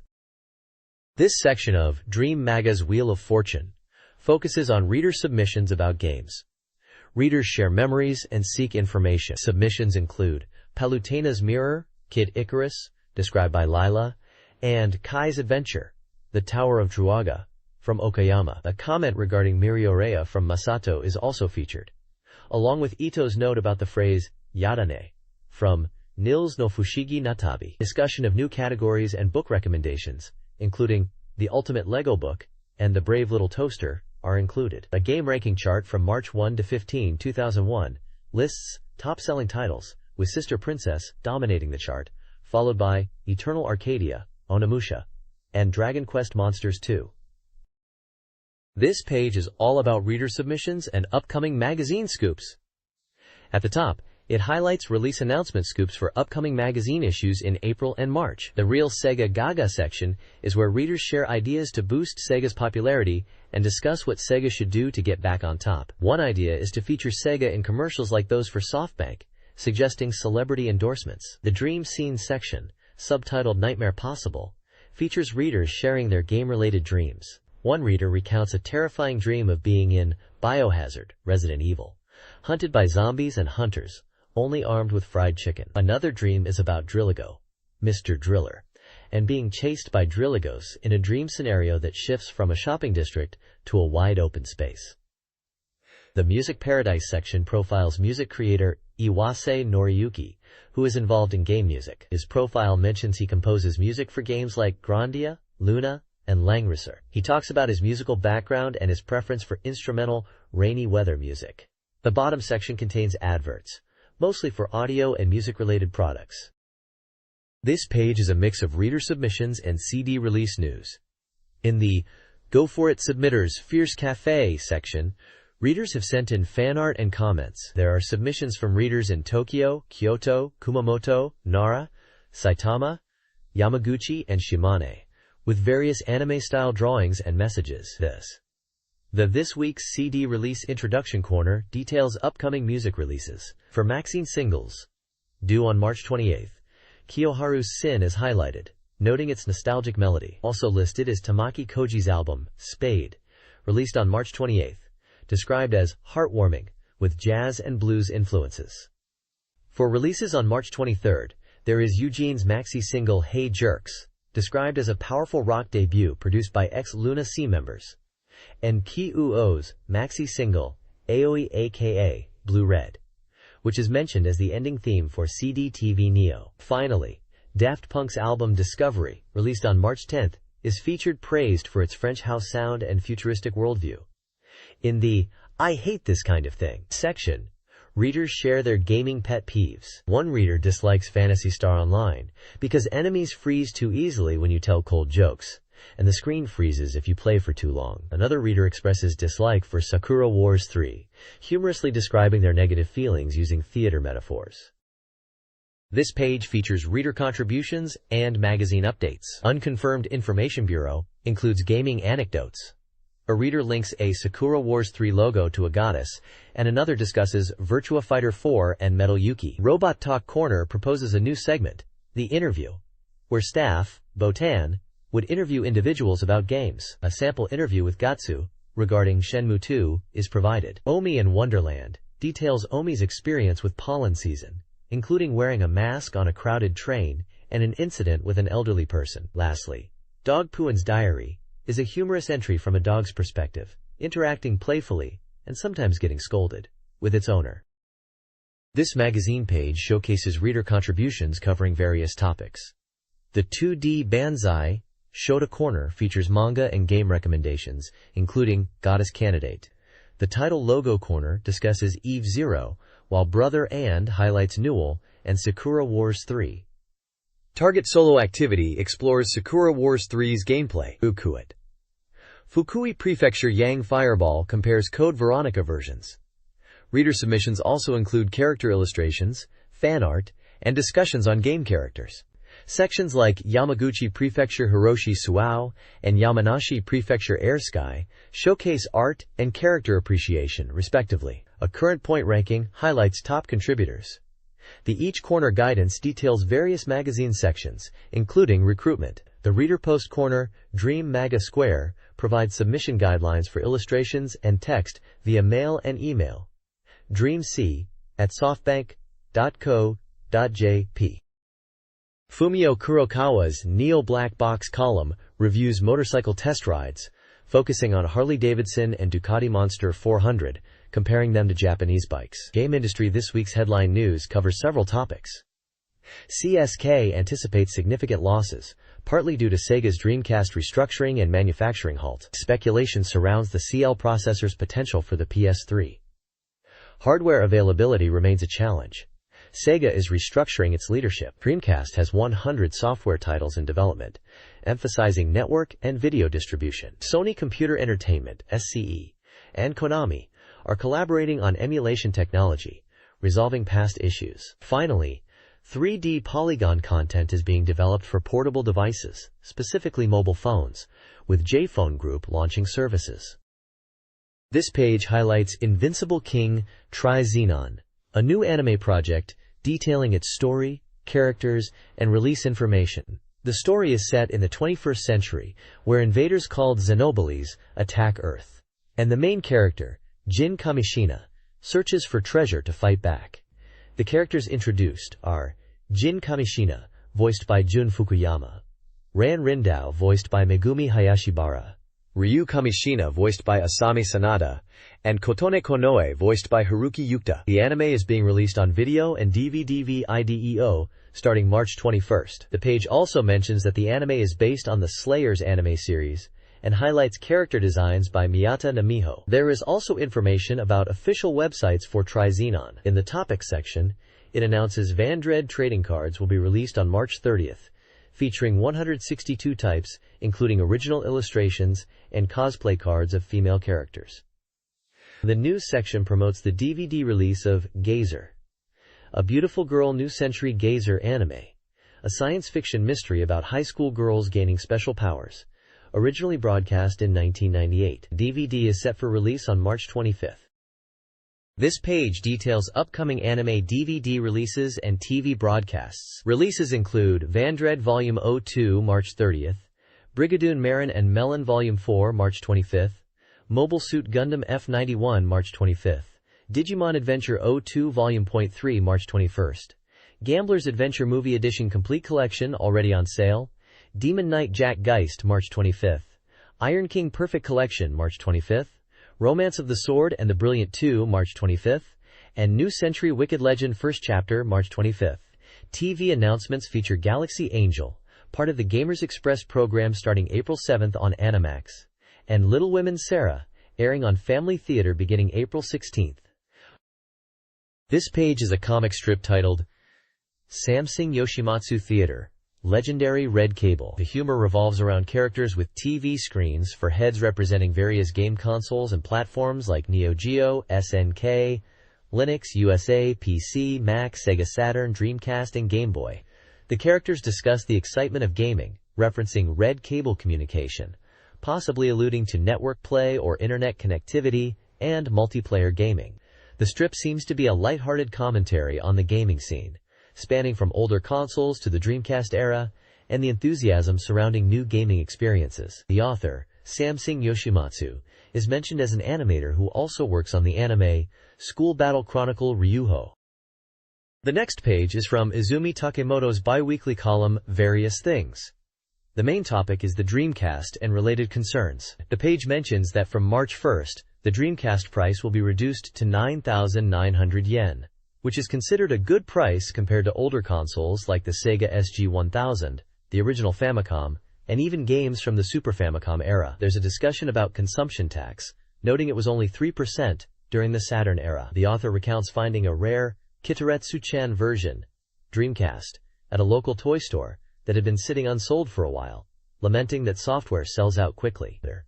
There's also a humorous moment of regret about buying a Dreamcast just before the price drop, and realizing this after spending 5 days calculating taxes. The column then shifts to Dreamcast problems, specifically mentioning issues with Phantasy Star Online. It highlights that with certain CATV internet services, Sega's network games are apparently not working correctly. The user's own Dreamcast freezes intermittently, and when playing Phantasy Star Online, disconnecting from the network can result in lost items. The page concludes with a sentiment, expressing the desire for a Dreamcast that doesn't freeze. This page is an interview feature with Aimi Iriguchi, Erika Sawajiri, and Koharu Akagawa, who are described as teen fashion models. They are part of a popular TV program called Harajuku Launchers. The program is mentioned as being broadcast on BS Asahi every weekday and is targeted at girls but also enjoys a male audience. The interview highlights that these models are from popular fashion magazines like Nicola and Cutie. The interview touches on their experiences as idols, especially in school, where they feel they might be seen as silly for wanting to be in entertainment. They share that they usually give more conventional aspirations, like wanting to be a nurse or florist when asked about their future, even though they were thrilled to be scouted into their current roles. The page also includes profile information for each model, detailing their birth years. It further describes Harajuku Launchers as a live broadcast originating from BS Asahi Studio in Harajuku, Tokyo, focusing on information for girls. They are also mentioned as appearing as navigators on another BS Asahi program called Live 21, which airs late weeknights. The page is accompanied by photos of the 3 models. While not directly game-related, the feature is likely aimed at the young demographic who were readers of Dreamcast Magazine and interested in popular youth culture at the time. This page is an advertisement showcasing strategy guides for 2 Dreamcast games. Firstly, it promotes the official and complete strategy guide for Aero Dancing id, emphasizing it provides top-level or God's hand-level instruction. This guide promises full coverage of all 32 missions, beginner-friendly explanations for flight simulator newcomers, detailed stats for every aircraft, information on newly added ground attacks, and strategies for online battles. It is priced at 1,500 yen plus tax, is A5 size, 112 pages, and in full color. The page also advertises the strategy guide for 100 Swords, calling it a real-time strategy simulation complete guide and a perfect guide. It details that this guide covers maps, units, items, and strategies, essentially everything needed to master the game. This guide is also currently on sale, priced at 1,600 yen plus tax, A5 size, 128 pages, and in full color. Both guides seem to be published by SoftBank Publishing. This page shows a reader survey from Dreamcast Magazine. It guides readers on how to fill out the questionnaire postcard to send back to the magazine. The survey includes sections to capture reader demographics, such as gender, age, school or occupation, and reading habits, asking about preferred magazines. It also gauges reader opinions on the current issue's cover, frequency of survey submission, and Dreamcast ownership, inquiring about the number of Dreamcast software titles owned. Further sections delve into future plans, asking about planned hardware purchases and desired Dreamcast software from provided lists. Finally, the survey wants to know which articles in the current issue were most interesting to the reader, based on article titles listed in Table 1, hardware options in Table 2, and Dreamcast games in Table 3. This page is an advertisement for the PlayStation 2 magazine, issue 4.6 of volume 238. It promotes itself as a comprehensive source for game, strategy guides, and information. The magazine boasts detailed coverage, including a Biohazard Code Veronica, Resident Evil Code Veronica, strategy guide covering about half the game in the first installment, with 24 pages dedicated to it. It also features a special section on Super Robot Wars Alpha Gaiden to explore the series history, and a Capcom 3 Flavor March issue, with new information on Devil May Cry and Bounty Hunter Sarah, and the final strategy guide for Onimusha.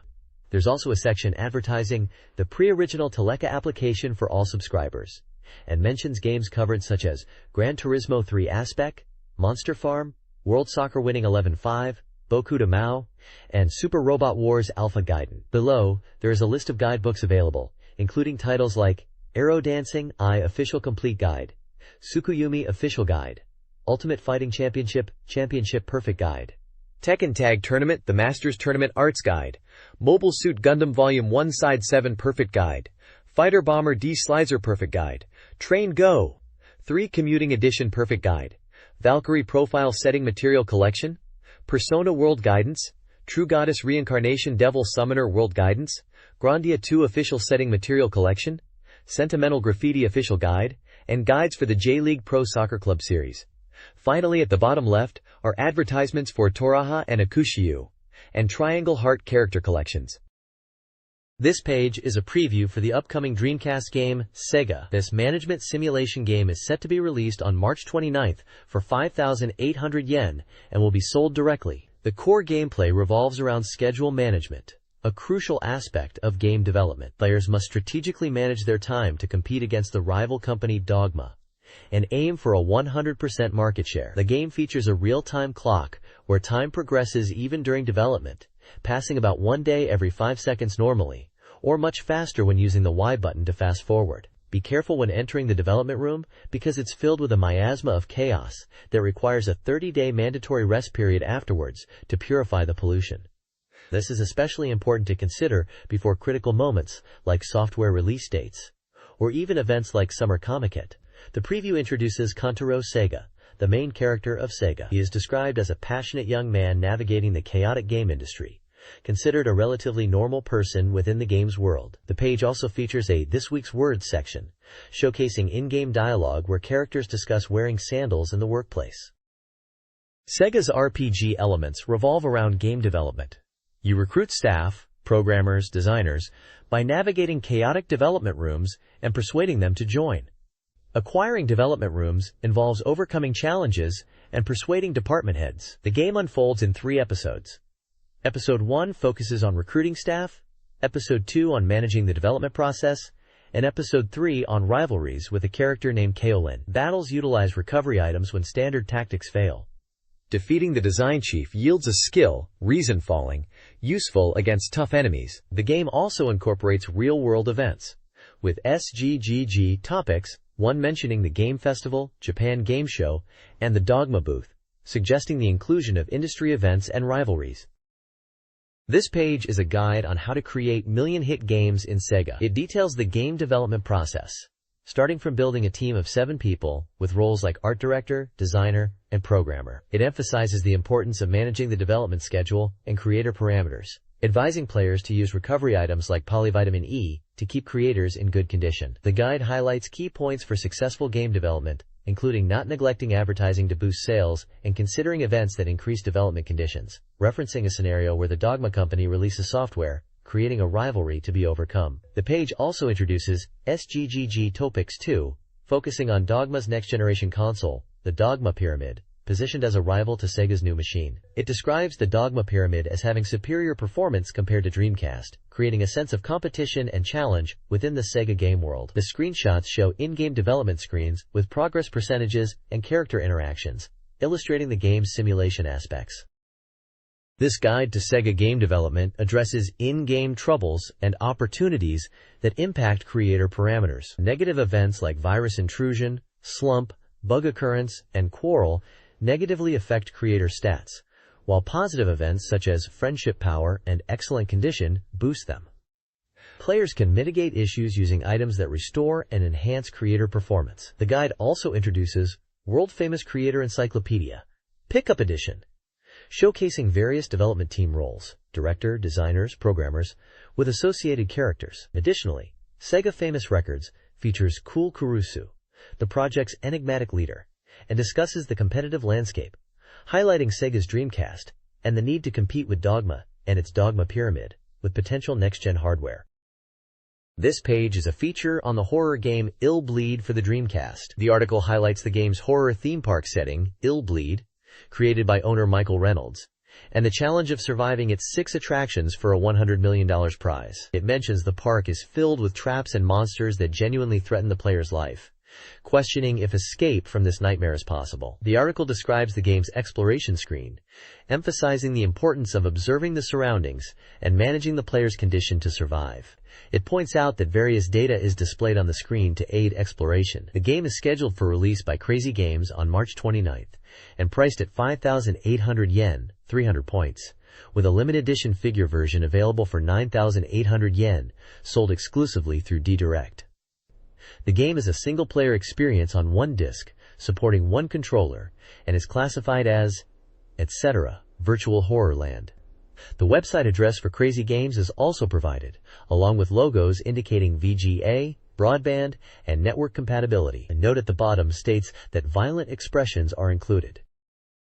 Ill Bleed utilizes a 4-sense sensor system, using sight, hearing, smell, and a 6th sense to detect threats. The game features a parameter system with adrenaline, blood volume, stamina, and heart rate, directly impacting survival. Players must manage these stats as depletion results in death. The 6th sense predicts monster appearances, though escape isn't always guaranteed, and the B button provides escape and adrenaline recovery. The game features valuable items to restore parameters, and the commemorative photo studio serves as a save point. Shop zones like the drugstore and the ER offer recovery items and recovery surgery. The common cemetery acts as a tutorial. Players choose from 4 characters: Randy Fairbanks, Michelle Waters, Kevin, and Eriko Christie, each with distinct strengths and weaknesses. This page delves into more details about the horror adventure game Ill Bleed. Following on from the previous article, this page focuses on the Woodpakuru stage, specifically the material yard area within it. The text reveals that the material yard is the 3rd stage players will encounter, and is set in a woodcutting village. The story revolves around the Makurakuren lumberyard, known for attracting many visitors seeking sightseeing.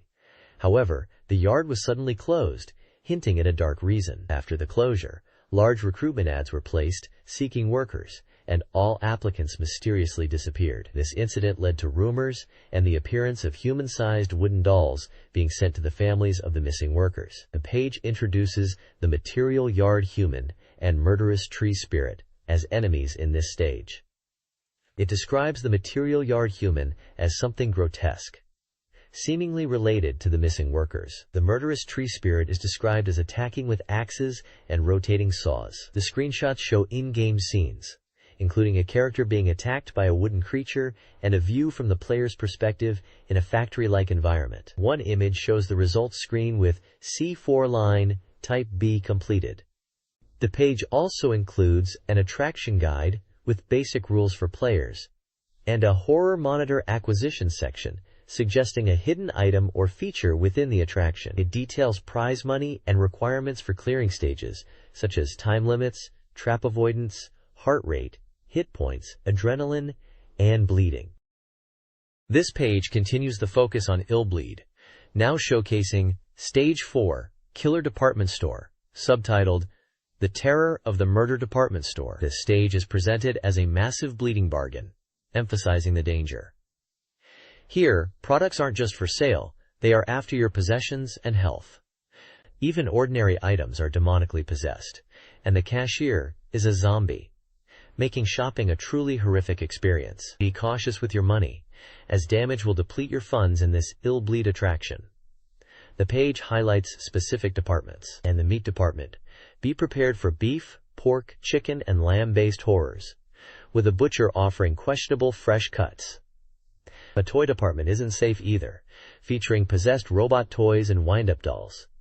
Even store signs can suddenly attack. Marie, a popular character described as a Mary doll, makes an appearance, inviting you to spend dreamlike moments, though she's armed with a knife. Gameplay mechanics are explained through numbered sections. Some are alerts/caution, item acquisition, details using the horror monitor to find items, including weapons, essential for survival. Events trigger upon solving puzzles or reaching locations, offering visual rewards. Battle sections confirm that combat is inevitable to progress in Ill Bleed. Finally, Stage Clear rewards players with prize money upon completion, and even if you fail, you can at least find solace in the virtual park afterwards.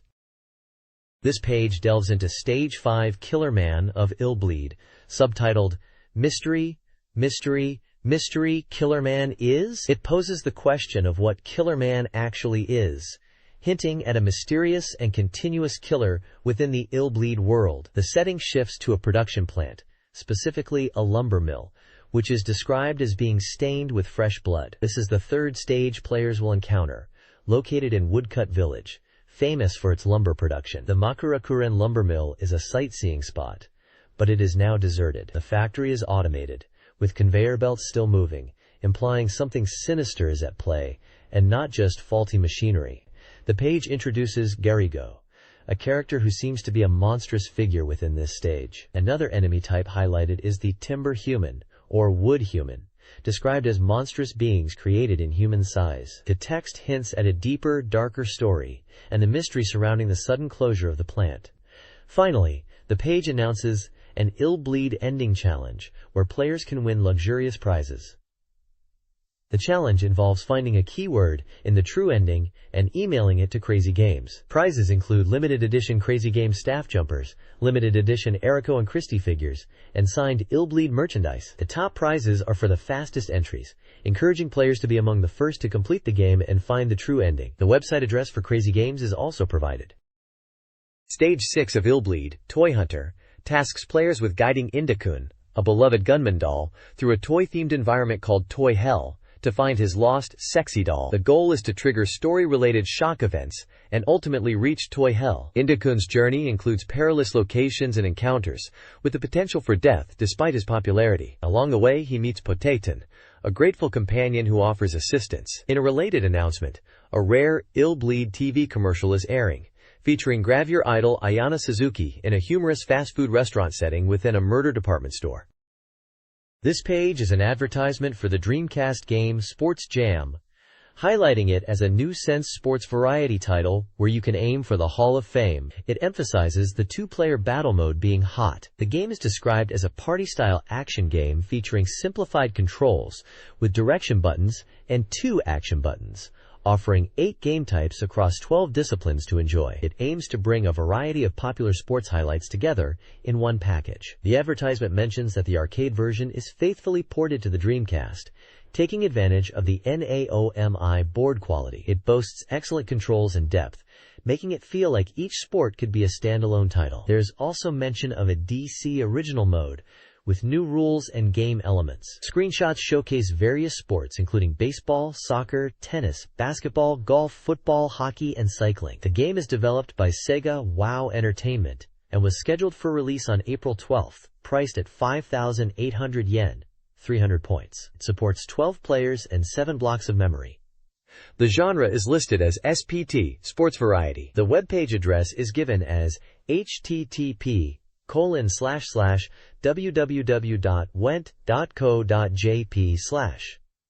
It mentions compatibility with Puru Puru Pack and Arcade Stick. This page highlights the 16 different sports events featured in the Dreamcast game Sports Jam. It describes each event with a brief explanation of the rules and objectives, accompanied by in-game screenshots. The events are categorized as follows: basketball, 3-point shootout, a free-throw style basketball shooting contest; basketball, a general basketball event; baseball, the Great Slugger, a home run derby style baseball batting game; baseball, a baseball game where you aim to hit targets in the outfield; American football, touchdown fever, an American football running game where you navigate obstacles to reach a touchdown;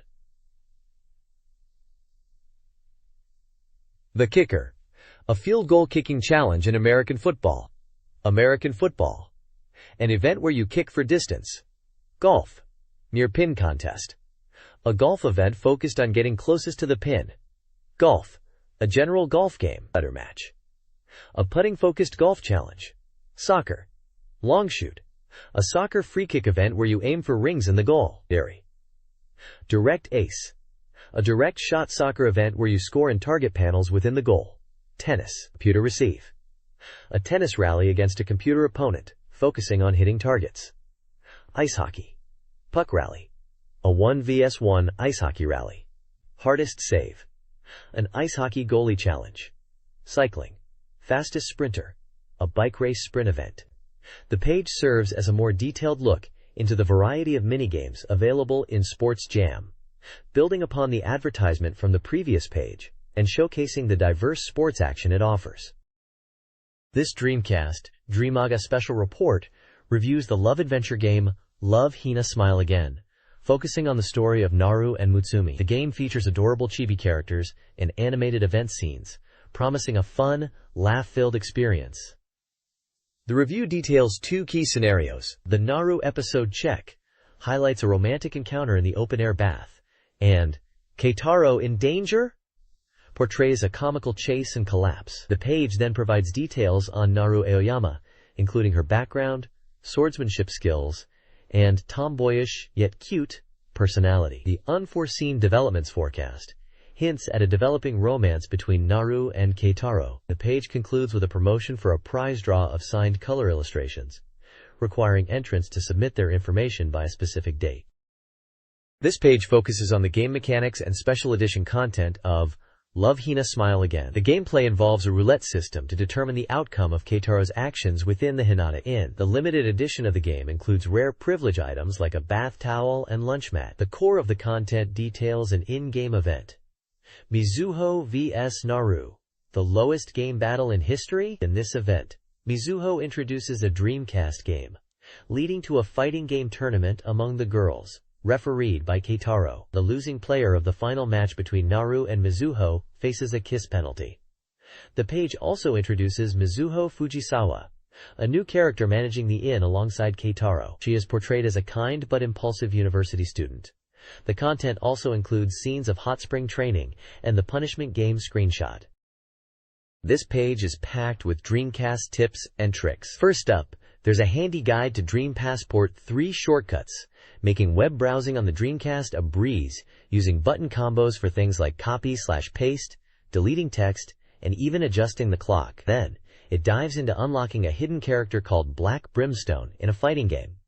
Although the specific game isn't directly named, it sounds intense. To get Black Brimstone, you need to clear the special attack mode a whopping 20 times while using continues, and then select him by holding L and R triggers. Apparently, he's seriously overpowered and way stronger than the regular Brimstone character. Next, there's a VM copy trick, showing you how to copy VM data directly on the Dreamcast itself. The key is to be super careful not to pull out the VM while you're doing it, or you could lose your precious game data. Finally, the page is putting out a call for readers to submit their own Dreamcast hidden techniques and secrets to Dreammaga. Thereafter, postcards detailing your name, address, age, phone number, the game title, and the secret itself. If your tip gets published, you could snag some cool prizes, ranging from game software and books for the top gold prize, down to bookstore cards, and even Dreammaga special goods for other winning submissions. This page is split into 2 sections, covering both upcoming Dreamcast game news and strategy guides. The new game information highlights sports titles including NBA 2K1, NFL 2K1, and World Series Baseball 2K1, alongside the racing games Spirit of Speed 1937 and WWF Royal Rumble, which features a large image of wrestler The Rock. The strategy guide section lists a diverse set of games, such as the definitive Resident Evil Code, Veronica Complete Version, EVE Zero Complete Edition Arc of the Matter, the Japan-only adventure game Harusame Yubi, Le Mans 24 Hours, Battle Beater, Fire Pro Wrestling D, 100 Swords, and J-League Pro Soccer Club Otsukuru. Special Edition. This page highlights NBA 2K1, focusing on its new Legend Team mode, which features legendary NBA players from different eras. The game boasts improved player AI and adds a street mode, alongside online versus play. The article mentions that you can create dream matchups with these legendary teams, showcasing screenshots of gameplay and team selection screens. The uniforms are noted as being retro-styled. The page gives examples of players from different eras such as the 50s/60s, 70s East and West, and 80s East and West, noting iconic players like Bill Russell, Walt Frazier, Wilt Chamberlain, Julius Erving, Magic Johnson, and more from each era. The next page introduces the franchise mode in NBA 2K1, emphasizing it as a new element in the NBA 2K series where you take on the role of a general manager, GM. The page breaks down the GM's responsibilities and the annual schedule and franchise mode, which includes stages like season, postseason, re-signing, signing, and preseason. The GM's Job 1 section focuses on player selection, explaining that teams consist of 12 to 15 players, with 12 available on the bench. The Bench Members section details choosing active players from the bench, highlighting the active status indicator. The Starting Lineup section discusses selecting the starting 5 players from the lineup. GM's Job 2 is about contracts and trades, core GM duties like player contracts and trades for team coordination. Contract renewals and cuts mentions managing salary caps and player cuts. Trades explains that trades are an effective way to strengthen the team, involving offering players and picks to other teams. GM's Job 3 covers the draft, where new players are acquired based on team performance from the previous season. The draft is crucial for team improvement, and the game features fictional draft players. This page showcases NFL 2K1 and delves into the newly evolved play strategies within the game. It highlights that from NFL 2K to NFL 2K1, there are fresh tactical approaches, mirroring how real NFL teams constantly refine their playbooks. The page then presents 2 play examples. Firstly, X1 Dallas Cowboys run play details a Cowboys base run play, emphasizing the importance of offensive line blocking to create running lanes for backs like Emmitt Smith to exploit. The explanation covers how the play works with line blocking to open holes and the role of the fullback. Secondly, X2 Minnesota Vikings pass play, split gun, out and up, focuses on a Vikings passing play featuring Randy Moss. It describes how the play uses a shotgun formation and emphasizes Moss's abilities as a receiver. The explanation covers the quarterback setting up after moving away from the line and the running back positioning. Finally, the page introduces the Fun Way to Make Your Own Playbook feature. It explains that players can create custom playbooks using the Customize Playbook option in the main menu. This allows deep customization of both offensive and defensive strategies, including player movements, receiver routes, and even blocking assignments, allowing players to tailor their game plan to their liking, just like real NFL coaches. World Series Baseball 2K1 for the Dreamcast simulates the MLB season. The game features the excitement of the season's opening, highlighting Japanese players like Ichiro Suzuki and Hideo Nomo. A key element is the Player Create mode, allowing players to create custom players and recreate real-life stars. Significant player trades, such as Johnny Damon to the Athletics and Alex Rodriguez to the Rangers, are reflected. The game provides a month-by-month simulation, from April's early season highlights to October's World Series. The simulation includes key events, showdowns between players, a Red Sox vs. Yankees series, interleague play, the All-Star Game, and the pennant and wildcard races. The page also offers league structure information, detailing the teams and divisions within the American and National Leagues.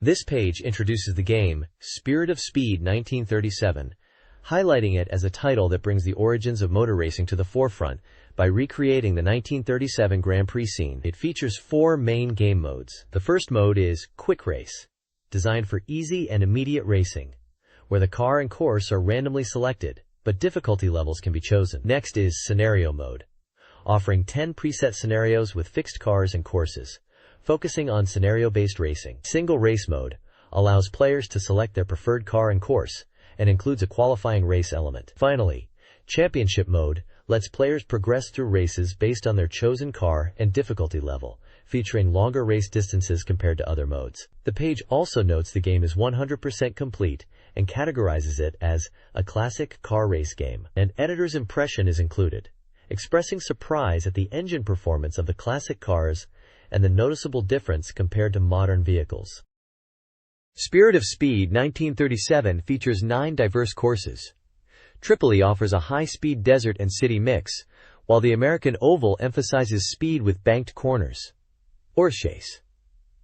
Autodrome de Montchéry is a long, technically challenging French road course. Donington, a classic UK circuit, is surprisingly technical. Monza incorporates an oval section alongside its modern layout. AVUS is a blisteringly fast German course with long straights. Way. Roosevelt's final banked corner is a highlight on its technical U.S. road course. POW is a short, technical, and narrow French city circuit. Brooklands, the world's first circuit, boasts massive banks and allows for full-throttle racing. This page highlights the Dreamcast game WWF Royal Rumble, showcasing it as the peak of modern wrestling entertainment. It emphasizes the partner attack system, a key feature allowing for diverse tag team maneuvers with 90 variations. The page explains that in exhibition mode and VS mode, players can utilize this system, creating combination moves with their chosen partner during matches. The feature is described as bringing the real excitement of WWF tag team wrestling to the game, offering wider gameplay depth compared to traditional wrestling games. Examples of partner attacks are given for Kurt Angle, featuring his signature Taunt Kurt move and a devastating combination attack. Another example features Jeff Hardy, demonstrating his drop kick and rolling clutch combination with his partner. The page suggests that players should experiment to find their favorite partner attack combinations. WWF Royal Rumble for the Dreamcast features a roster of 19 colorful and gorgeous wrestlers, including fan favorites like The Undertaker, Stone Cold Steve Austin, The Rock, and Triple H. The game highlights both established stars and rising talents, such as Matt and Jeff Hardy, Edge, Chris Jericho, and Kurt Angle. The article also explains the Royal Rumble match itself, a WWF tradition where multiple wrestlers compete simultaneously, with new wrestlers entering the ring periodically. The objective is to throw opponents over the top rope. The winner earns a shot at the WWF World Championship. The game's Royal Rumble mode is touted as a faithful reproduction of the event, with a screenshot illustrating the chaotic action. The next page provides a detailed strategy guide for Biohazard code. Veronica Kanzenban, the Japanese version of what we internationally know as Resident Evil code. Veronica X on Dreamcast. This guide focuses on the initial prison escape and navigating to the Carico area, essential for a smooth start. It directs players to grab key items early, such as the combat knife and handgun, and also to secure the Carico M100P submachine gun after the first zombie encounter in the prison. A helpful map outlines the prison layout, marking important locations. The guide also covers the puzzle of copying the eagle emblem to unlock progression. Furthermore, it gives pro tips on efficient item usage and uncovering hidden elements. Key items highlighted are the combat knife, handgun, Carico M100P, eagle emblem, fire extinguisher, Southern Cross key, attachment case, TG01, special alloy emblem, key pick, and Duralumin case, all crucial for early survival as Claire in this section. This guide covers sections of Biohazard code, Veronica Kanzenban, focusing on Steve's ordeal, and the public office exploration. It details navigating the public office to obtain the gold Luger, using boxes to extinguish flames, and defeating zombie dogs.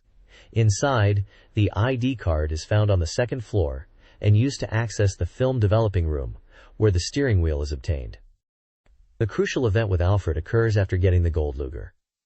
Returning to the film developing room to assist Steve is critical for later rank evaluations. The guide also addresses the Bandersnatch appearance, advising use of the fire arrow bowgun found in the training area against it. 1-point tips highlight weapon enhancement with gunpowder, finding the warehouse key in the training area's bathroom, and the strategic saving of a hemostatic agent. The guide provides detailed maps of the public office and training facility, marking item locations. This guide covers escaping Rockforth Island in Biohazard code. Veronica Kanzenban. Key steps include using the emblem card to explore the training area, acquiring the eagle plate and grenade launcher. Placing the bone plate unlocks Alfred's secret room via a password puzzle. Obtaining the silver key grants access to the meeting room and casino, while the portrait puzzle requires activating switches based on family lineage. The guide details acquiring the key pick from Rodrigo and using the eagle plate to access the surveillance and workrooms for BOW gas grenades. Players must then strengthen their handgun, find handgun custom parts in the disposal and medical rooms, and defeat Dr. Zombie, using the fire arrow bowgun to get the glass eye. This reveals a hidden passage. 1-point tips include ignoring albinoid larvae and using the lighter in the living room. The guide also features maps. This guide picks up after escaping Rockforth Island in Biohazard code. Veronica Kanzenban. To reach the casino bar, find the piano roll and use it. This reveals the Queen Ant object, needed to access Alexia and Alfred's bedroom and obtain the Olgul plate. The guide details obtaining the land, sea, and sky signs, with a note that the sea sign can still be retrieved later. Use the signs on the airport transport machine control panel and operate the cockpit lever. A transportation machine runaway sequence ensues with a tyrant battle in the connecting passage. Avoid the exploding drum cans and use the grenade launcher for a quick victory. Another strategy for defeating the tyrant in the cargo room involves BOW gas grenades or explosive arrows before using the catapult to launch it. The first disc concludes after this tyrant fight. Save your game here to affect your final rank. The game then shifts to the Antarctic continent. This is a strategy guide for the Dreamcast game EVE-0, covering the early gameplay through the second murder. It offers tips and walkthrough information, focusing on days 1 to 3. The guide highlights that players can choose between Marina and Kojiro's perspectives, with specific character-required progress points. Key gameplay involves whispering, hidden conversations, accessed with L/R triggers. The guide provides detailed walkthroughs for Marina Day One Eyes and Kojiro Day One Eyes, outlining actions in locations like the police station, airport, and the Katsuragi Detective Agency. It focuses on dialogue choices, object investigation, and location transitions. A final caution section encourages players to repeatedly select commands if stuck, and to retry choices when progress stalls.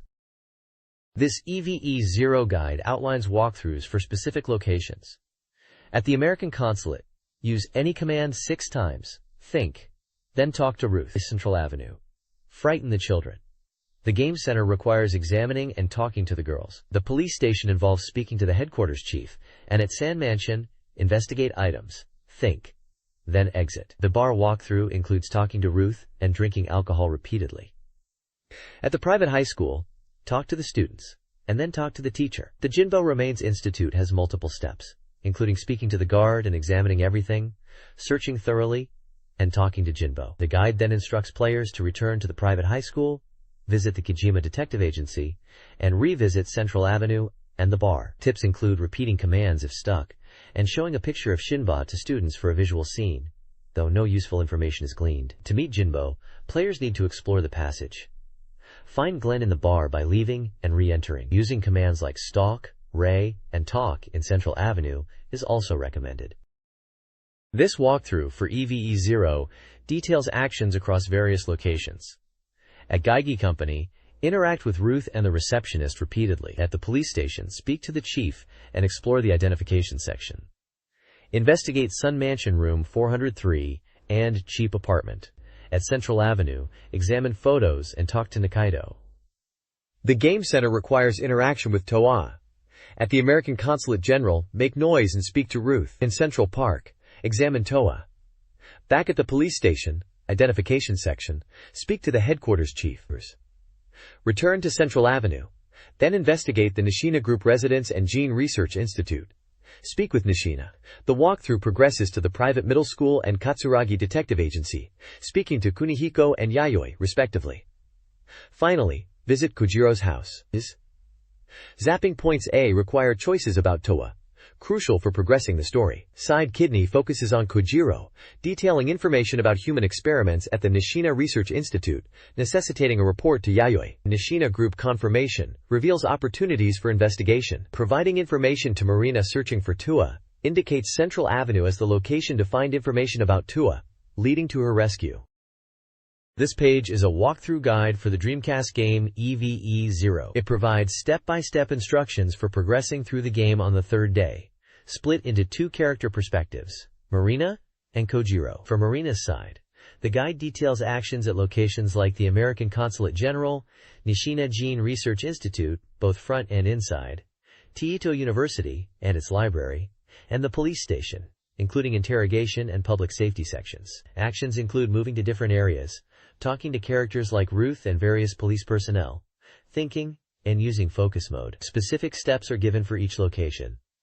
For Kojiro's side, the walkthrough covers Kojiro's house, Katsuragi Detective Agency, private middle school, and Imamura's office. Actions mainly involve speaking to characters like Genzaburo, Makoto, Yayoi, and Imamura, and using focus mode. There's mention of zapping point B, which seems to be a decision point in Kojiro's scenario.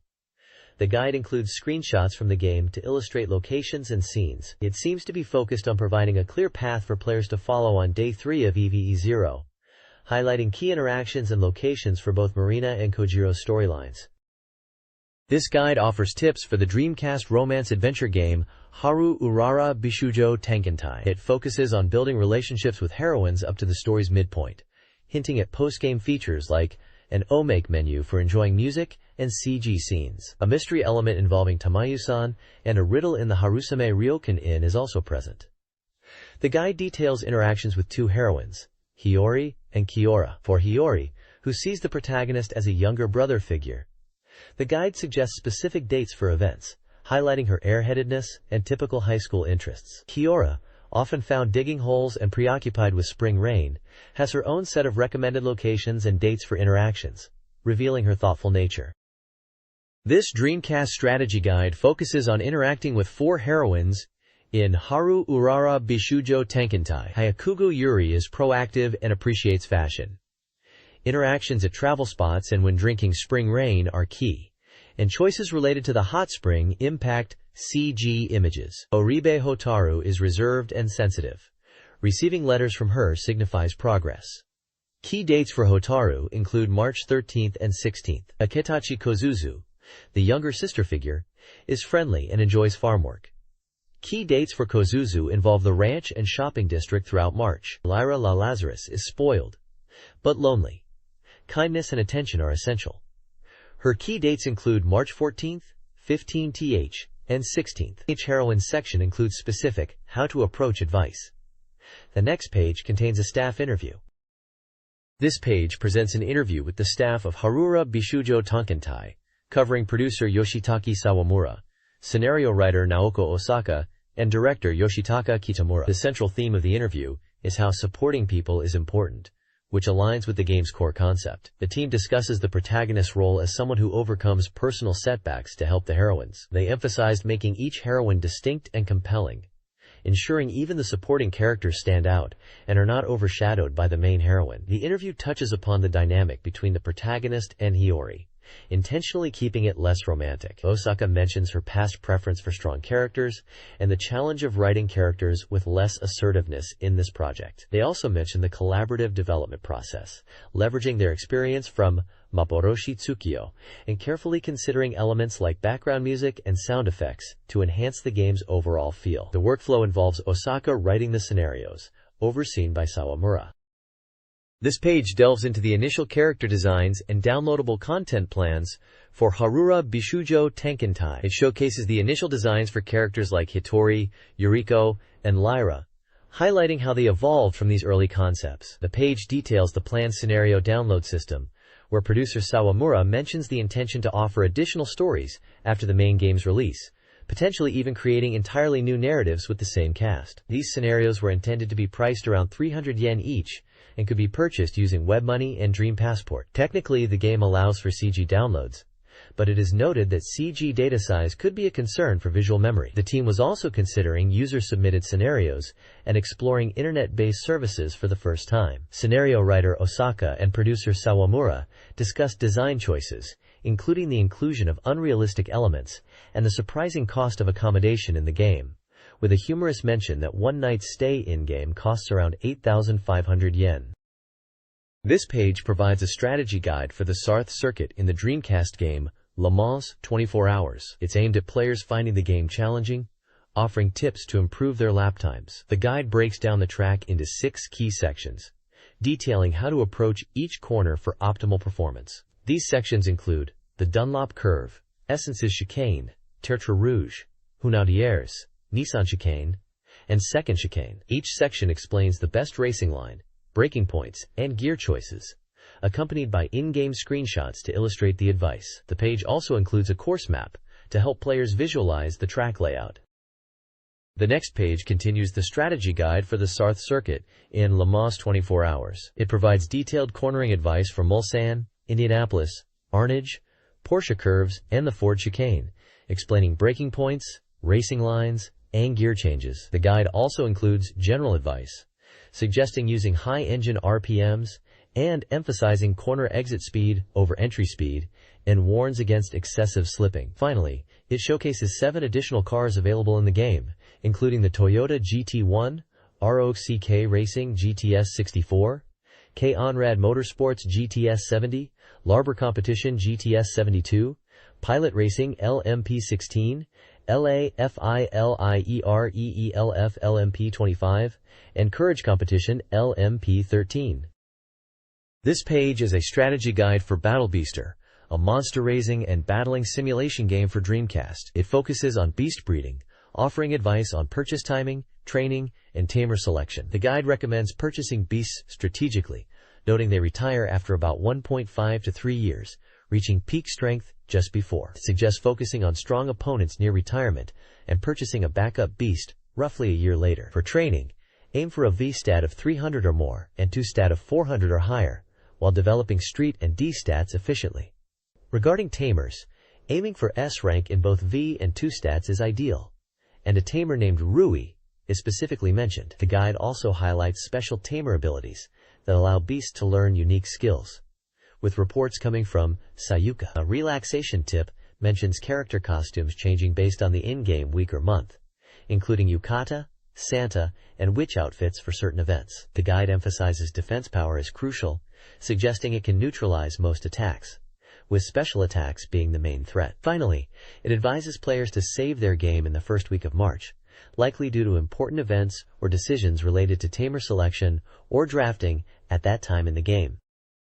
The next page continues the strategy guide for Battle Beaster, focusing on efficient combat methods. It advises players to engage in close-range battles by getting near opponents and using close attack moves, reaffirming the importance of the TOE and VIA stats. The guide then discusses input methods, voice and button controls, confirming both are usable. While voice input is an option, button input might offer quicker and more stable command execution in battles. Moving on to strong opponents from each continent, the guide introduces 4 key rivals. Ryoku is an early boss, beatable within the first year, with a stamina stat around 200 or higher. Wulong is a mid-game challenge requiring stamina above 400. And for high-level tournaments like Zunanshi, Hatsuki, and Gekiha, you'll need stamina over 500. Miltreya is considered the toughest, needing beasts that can overcome Wulong level. And for the Mandolfo tournament, a stamina of 800 or more is required. Finally, Keifi represents the ultimate challenge, demanding maximum stats of 999 in stamina, vitality, technique, and defense to defeat. And for the Espresso and Strike challenge, you'll need stamina around 950. Strike, a Taigai Eye Dragon Beast type, uses poison attacks. Lastly, the page reveals rare beasts that become available after defeating these bosses, with a 10% chance of encountering them. These rare beasts are Blade after Ryoku, Engineer after Wulong, Taigai after Miltreya, and Strike after Kafei. This page is a strategy guide focusing on deep dive editing techniques for Fire Pro Wrestling D. It explains how to unlock hidden wrestlers by clearing Victory Road mode. The guide also reveals that clearing all 6 belts in Victory Road mode significantly increases the edit points available. The page delves into explaining obscure edit parameters like Kodawarito, dedication level, and Yawarakasa, softness/flexibility. Kodawarito affects the wrestler's AI, influencing their hammer throw usage and match tactics, with higher values leading to diverse strategies and more crowd-pleasing moves. Yawarakasa is related to fighting style and determines move frequency, impacting tag team compatibility and combo setups. The guide also touches upon the compatibility between wrestler skills and character, suggesting careful selection of moves to match the wrestler's persona, highlighting that skill compatibility influences stamina consumption during matches. Finally, it mentions the upcoming launch of a dedicated Fire Pro homepage in March, offering downloadable content like wrestlers and ring mats. This page details a Fire Pro Wrestling D Edit Wrestler tournament called Dorimaga Combat Provisional, sponsored by Dreamcast Magazine. It announces the start of downloadable original GPW wrestlers, showcasing characters like Burning Soul Windmill Theory, Ultimate Iron Hammer Mike Allman, and Heisei Dolphin Human. There's also a giveaway for Fire Pro D and a Funaki Masakatsu signed DVD. The tournament participation requirements are listed, including a point limit of 150 for wrestler editing. Luxurious prizes from Prince Hanuman are promised for the victorious fighters. The page includes gameplay screenshots from Fire Pro Wrestling D and outlines tournament rules such as the event period being from April 5th to April 10th, using single matches with on-leave give-up rules, and a point limit of 150. The next page is for the Dreamcast game 100 Swords, a simulation game. It introduces the mission mode, which tells side stories of sub-characters in a short scenario format. This week's focus is on the first 3 beginner missions. The mission mode emphasizes puzzle-like elements and scenarios that are self-contained, meaning results don't impact other missions. The page highlights the mission Love's Form, where you must capture Priscilla within 8 minutes. The story involves a thief Priscilla and the lens of a Mascar, emphasizing moving quickly to succeed. The page explains game mechanics such as destructible trees and unit information, and it includes details of shell effects, which are items that boost unit abilities like attack power or defense. It also shows the initial unit placements for the featured mission. This page continues the beginner mission section for 100 Swords. It details 2 new missions, Davidoff's Journey and Memory of Scars.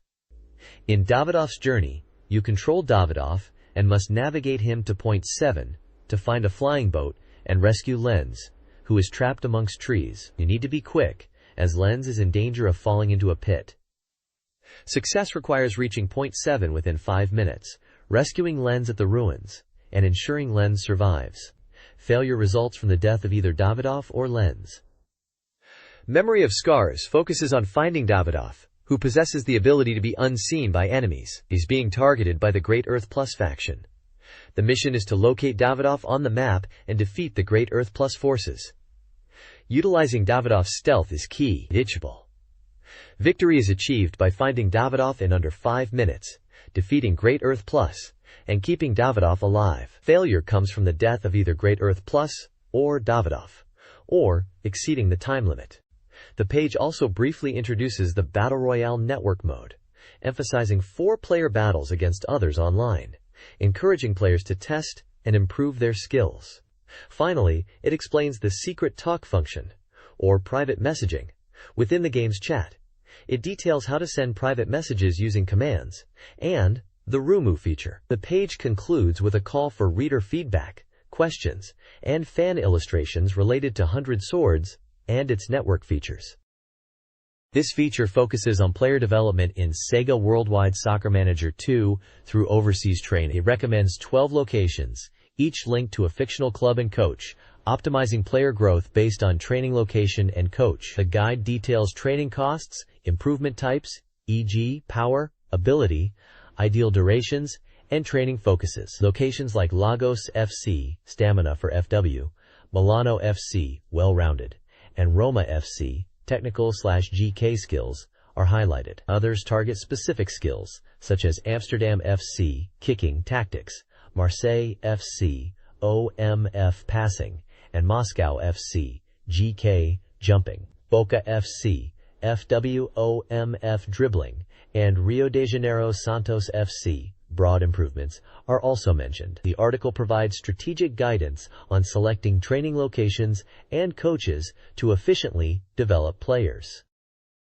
This page continues the feature on recommended overseas training in Sega Worldwide Soccer Manager 2, revealing details of skill improvement rates at different locations. The page highlights that overseas training is crucial for enhancing player abilities, showing a table that details the rate of improvement for various skills at each of the 12 training locations previously mentioned. The improvement rates are graded from A, highest, to C, lowest, with blank spaces indicating no change in skill. The table lists skills such as tackling, passing, shooting, GK techniques, dribbling, and mental attributes, showing how each location focuses on different skills. For example, Lagos FC heavily focuses on stamina and offensive mentality, while Milano FC offers balanced training across many skills. Roma FC excels in technical and GK skills.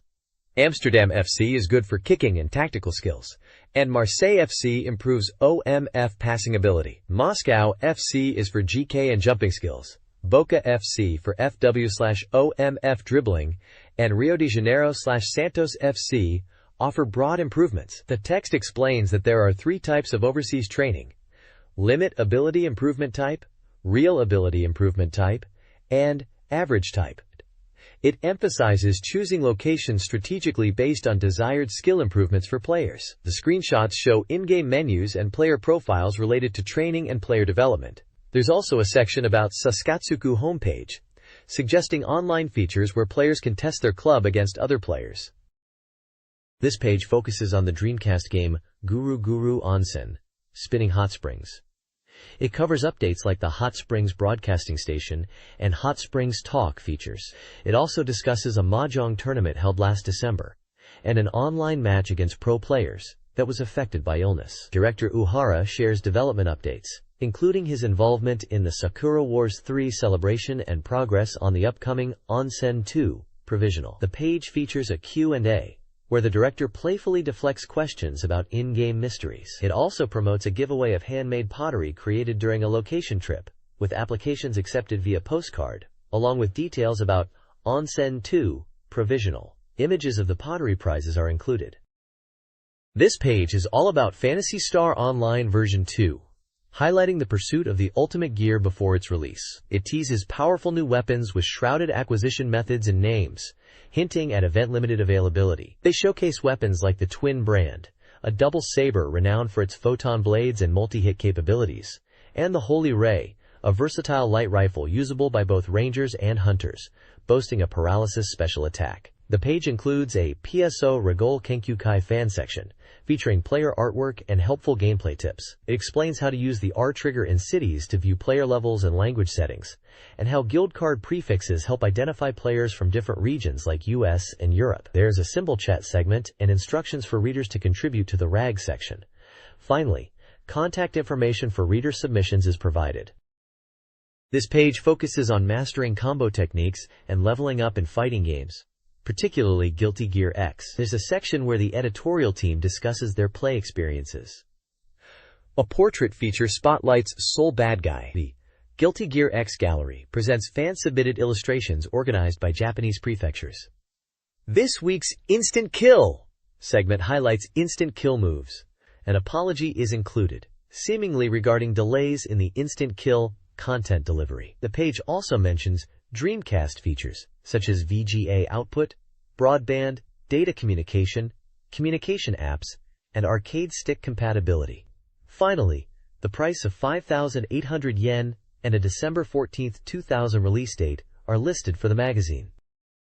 The next page continues the Character-Specific Continuous Technique Special Feature Part 2I, focusing on advanced combo techniques for the fighting game Guilty Gear X. It showcases 4 characters: Baiken, Faust, Anji Mito, and Johnny. For each character, the page lists several combo moves, with button inputs and damage values, accompanied by screenshots demonstrating the combos in gameplay. The text at the top mentions that these techniques are high difficulty and require significant practice to master. This weekly Gaburi Spirits page delves into characters and a download sale for the Eldorado Gate fan page. It focuses on 3 characters: Manma, Mima, and Ain Ain. Manma, a 12-year-old protagonist, uses his eating ability as a unique power source, drawing strength from the earth. Mima, also 12, is presented as a potential rival, skilled in bug catching and combat. Akenin Ayin, a humanoid artificial being, is described as a potential demon soldier with an unknown origin and the ability to protect allies by taking damage for them. The page also advertises a Hinamatsuri sale, with downloadable items like weapons and accessories for sale in the download shop, including rare tree weapons obtainable through synthesis.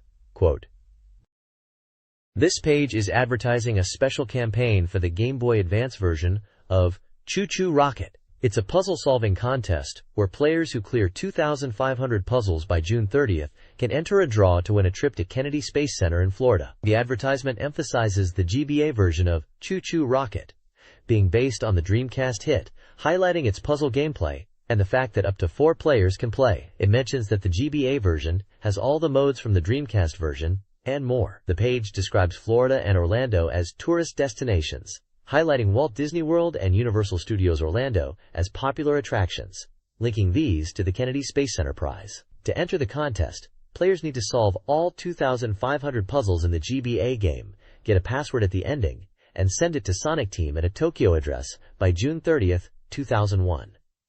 5 pairs of people will win a Kennedy Space Center tour as part of a Florida trip. This page highlights 6 recommended stages in Choo Choo Rocket. Experiment Failure, 1C10, uses symmetrical blocks for intuitive panel placement. Fireworks. 1S4 challenges players to orchestrate a firework display with mice and cats. Escape Mice, 1V6, emphasizes releasing choo-choos while avoiding cats.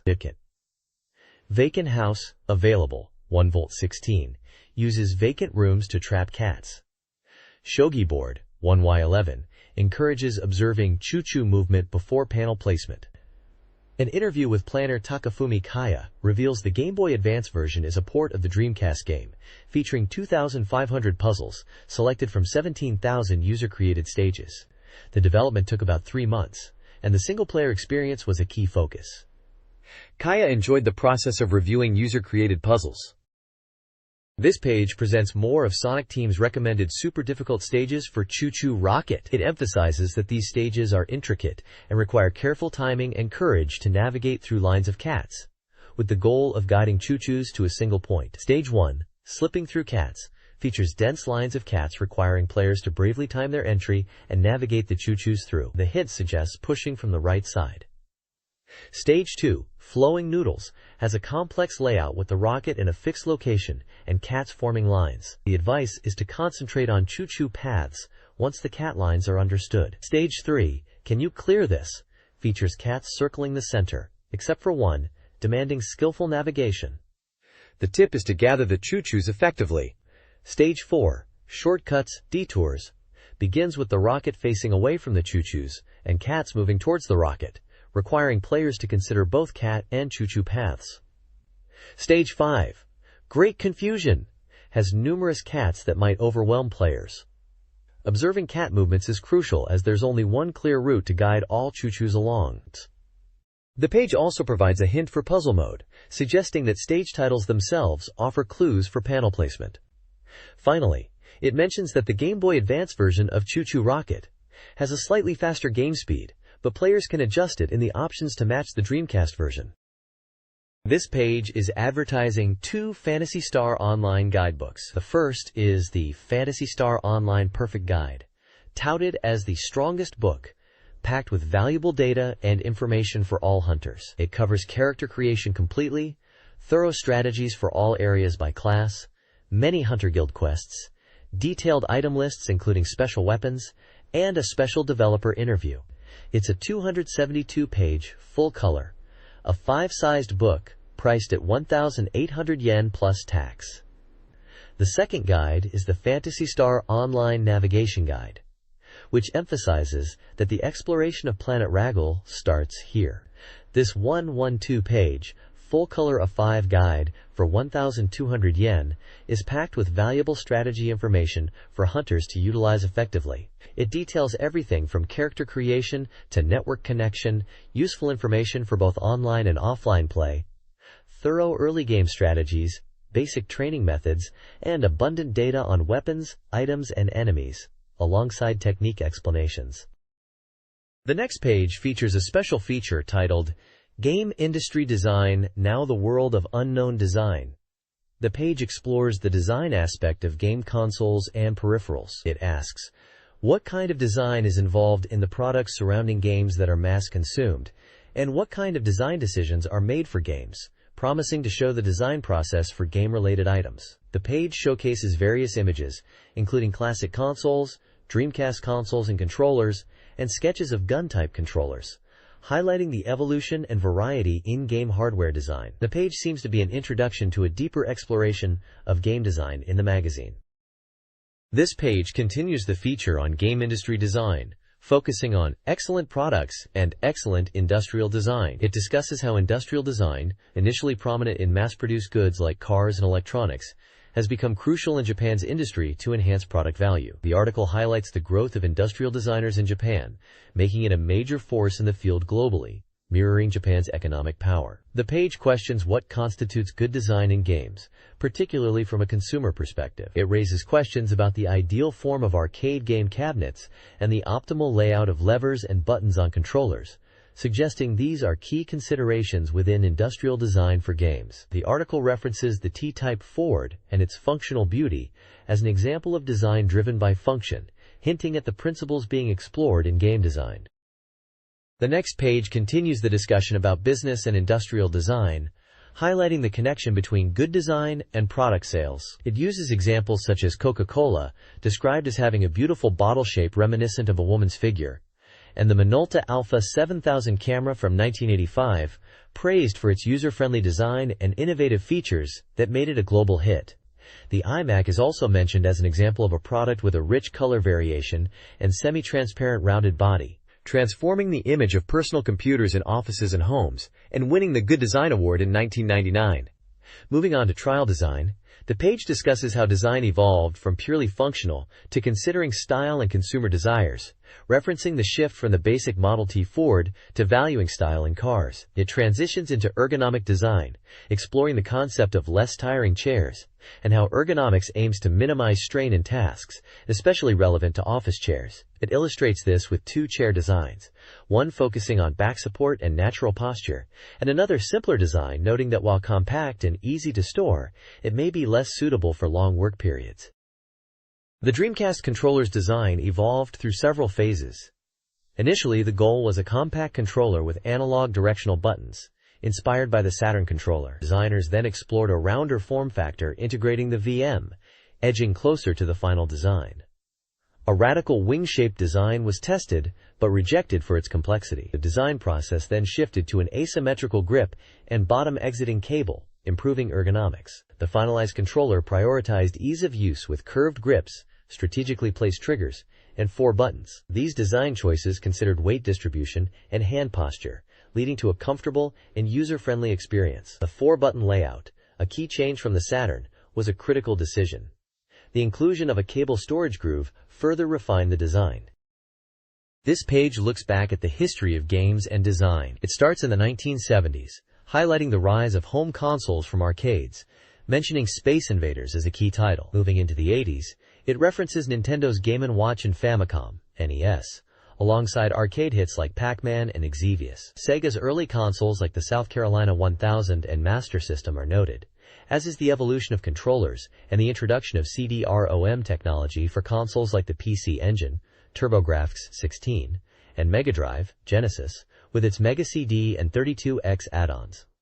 The Game Boy is also mentioned. The 90s section covers the Super Famicom, Super NES, PlayStation, Sega Saturn, and Nintendo 64, noting the shift towards analog controls and polygon-based games that led to devices like the Negcon and Sega's multi-controller. Arcade fighting game cabinets are also briefly mentioned. The page also discusses the Good Design Award, explaining it's for products with excellent design, judged by designers and artists based on criteria like good design, excellent design, and future-oriented design. It mentions the Nintendo 64 and Neo Geo Pocket as recipients, emphasizing that design judgment should be unbiased and focus on future potential.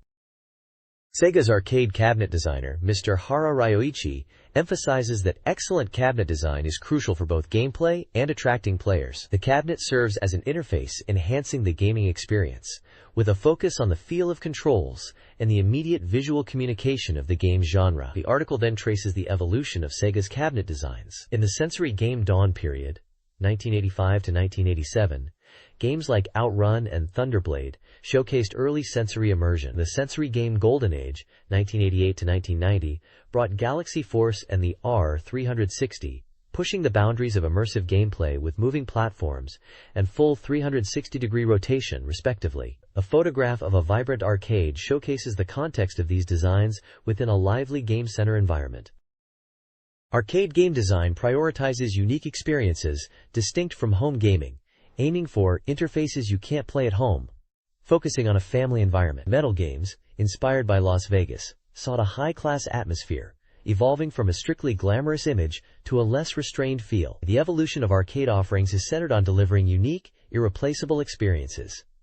The discussion highlights 2 eras of Sega arcade cabinets. The 1990 to 1995 CG board era emphasized visual appeal, exemplified by fighting games like Virtua Fighter.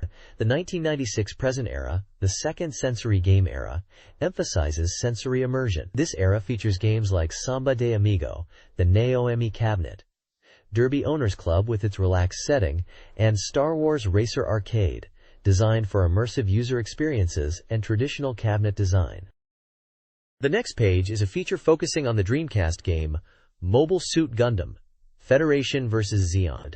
It highlights the game's controls and mechanics, emphasizing intuitive gameplay. The page details basic controls, such as using the lever to move mobile suits and buttons for actions like shooting, melee attacks, jumping, and using sub-attacks. Screenshots showcase in-game action and demonstrate different attack types. The article explains core gameplay elements, noting the arcade origins of the game on the NAOMI system and its basis in the one-year war timeline from the Gundam universe. This page continues the feature on Mobile Suit Gundam, Federation vs. Zeon, detailing the team battle and versus COM battle systems. It explains the different game modes: cooperation mode, where players team up, versus COM mode, where one player fights against COM opponents, and one-player mode. Victory is achieved by depleting the enemy's battle strength gauge by destroying enemy mobile suits. The page also shows a table outlining the battle strength values for different match configurations, like 1 vs 2 players or 2 vs 2 matches. It mentions that the cost of mobile suits influences the battle gauge depletion when destroyed, with higher performance units costing more. The article also details stage selection, mentioning locations like Side 7, New York, Jaburo, and Solomon, and that COM battles follow the original story. There are screenshots illustrating gameplay action and the battle gauge mechanic, showing how destroying mobile suits reduces the gauge. This page continues the Mobile Suit Gundam, Federation vs. Zeon feature, now detailing the specifications of various mobile suits available in the game. It highlights that players can choose from 4 Federation and 15 Zeon mobile suits, categorized into general purpose, ground use, and space use types. For general purpose units, it lists Gundam, Gun Cannon, Gun Tank, GM, and Zeon suits like Old Zaku, Zaku, Char's Zaku, Gyan, Gelgoog, and Char's Gelgoog. Ground use units include Gauf, Dom, Zigok, Char's Zigok, Gog, Zok, and Agai.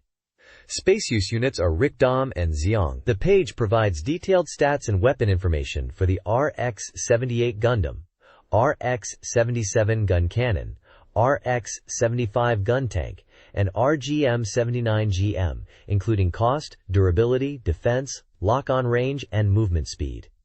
For each mobile suit, it lists weapon names, attack power, ammo count, and effective range for different weapon types like beam rifles, beam sabers, and Vulcans. There are also 1-point sections discussing weapon selection and long-range attacks. It explains that Gundam and Zaku series units allow weapon selection at the start of sorties, impacting gameplay styles, and that Gun Cannon and Gun Tank are effective for long-range attacks using their cannons and lock-on system. It also mentions that ground-use MS are not suitable for space stages, and vice versa, emphasizing the importance of choosing appropriate units for each environment in composite versus combat.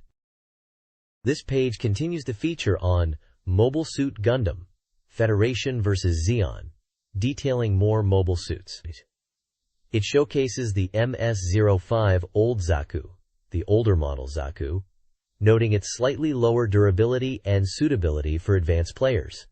It also features the standard MS-06 Zaku, emphasizing its weapon variations, including options like the Zaku Bazooka and Mazura Top Cannon. Char's Zaku, the MS-06S, is presented as superior in air combat, and the selection of weapons is highlighted as a key strategic element. The Mississippi 14, Gelgoog, is described as well-balanced, equipped with a beam rifle, and possessing good mobility. Finally, Char's Gelgoog, the MS-14S, is featured, emphasizing its high combat capabilities, particularly in close combat situations when combining beam Naginata attacks. For each mobile suit, the page lists different configuration types, A, B, C, D, with details on their weapons, attack power, ammunition, and effective ranges.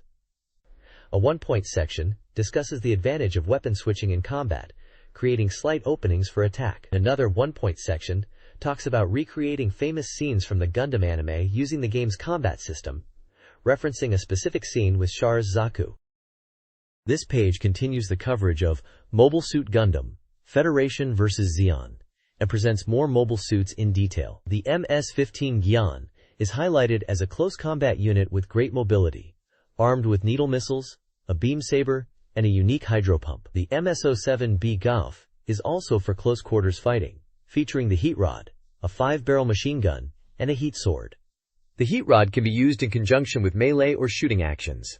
The MS-09 Dom utilizes hover movement for increased mobility and step boosts, equipped with a giant bazooka, heat saber, and diffusion beam, though its bazooka power is noted to be surprisingly low. Moving to aquatic mobile suits, the MSM-03 GOG excels in attack power, despite slower movement, and possesses unexpected mobility, armed with megaparticle cannons, claws, and torpedoes. The MSM-07Z GOG is presented as a well-rounded machine with a beam cannon, claw, and head rockets. The MSM-07SZ GOG, specifically Char's custom version, boasts superior speed and a slightly different combat style, but shares the same weaponry of beam cannons, claws, and head rockets, making it highly mobile. For long-range engagements, the MSM-10 ZOC is featured.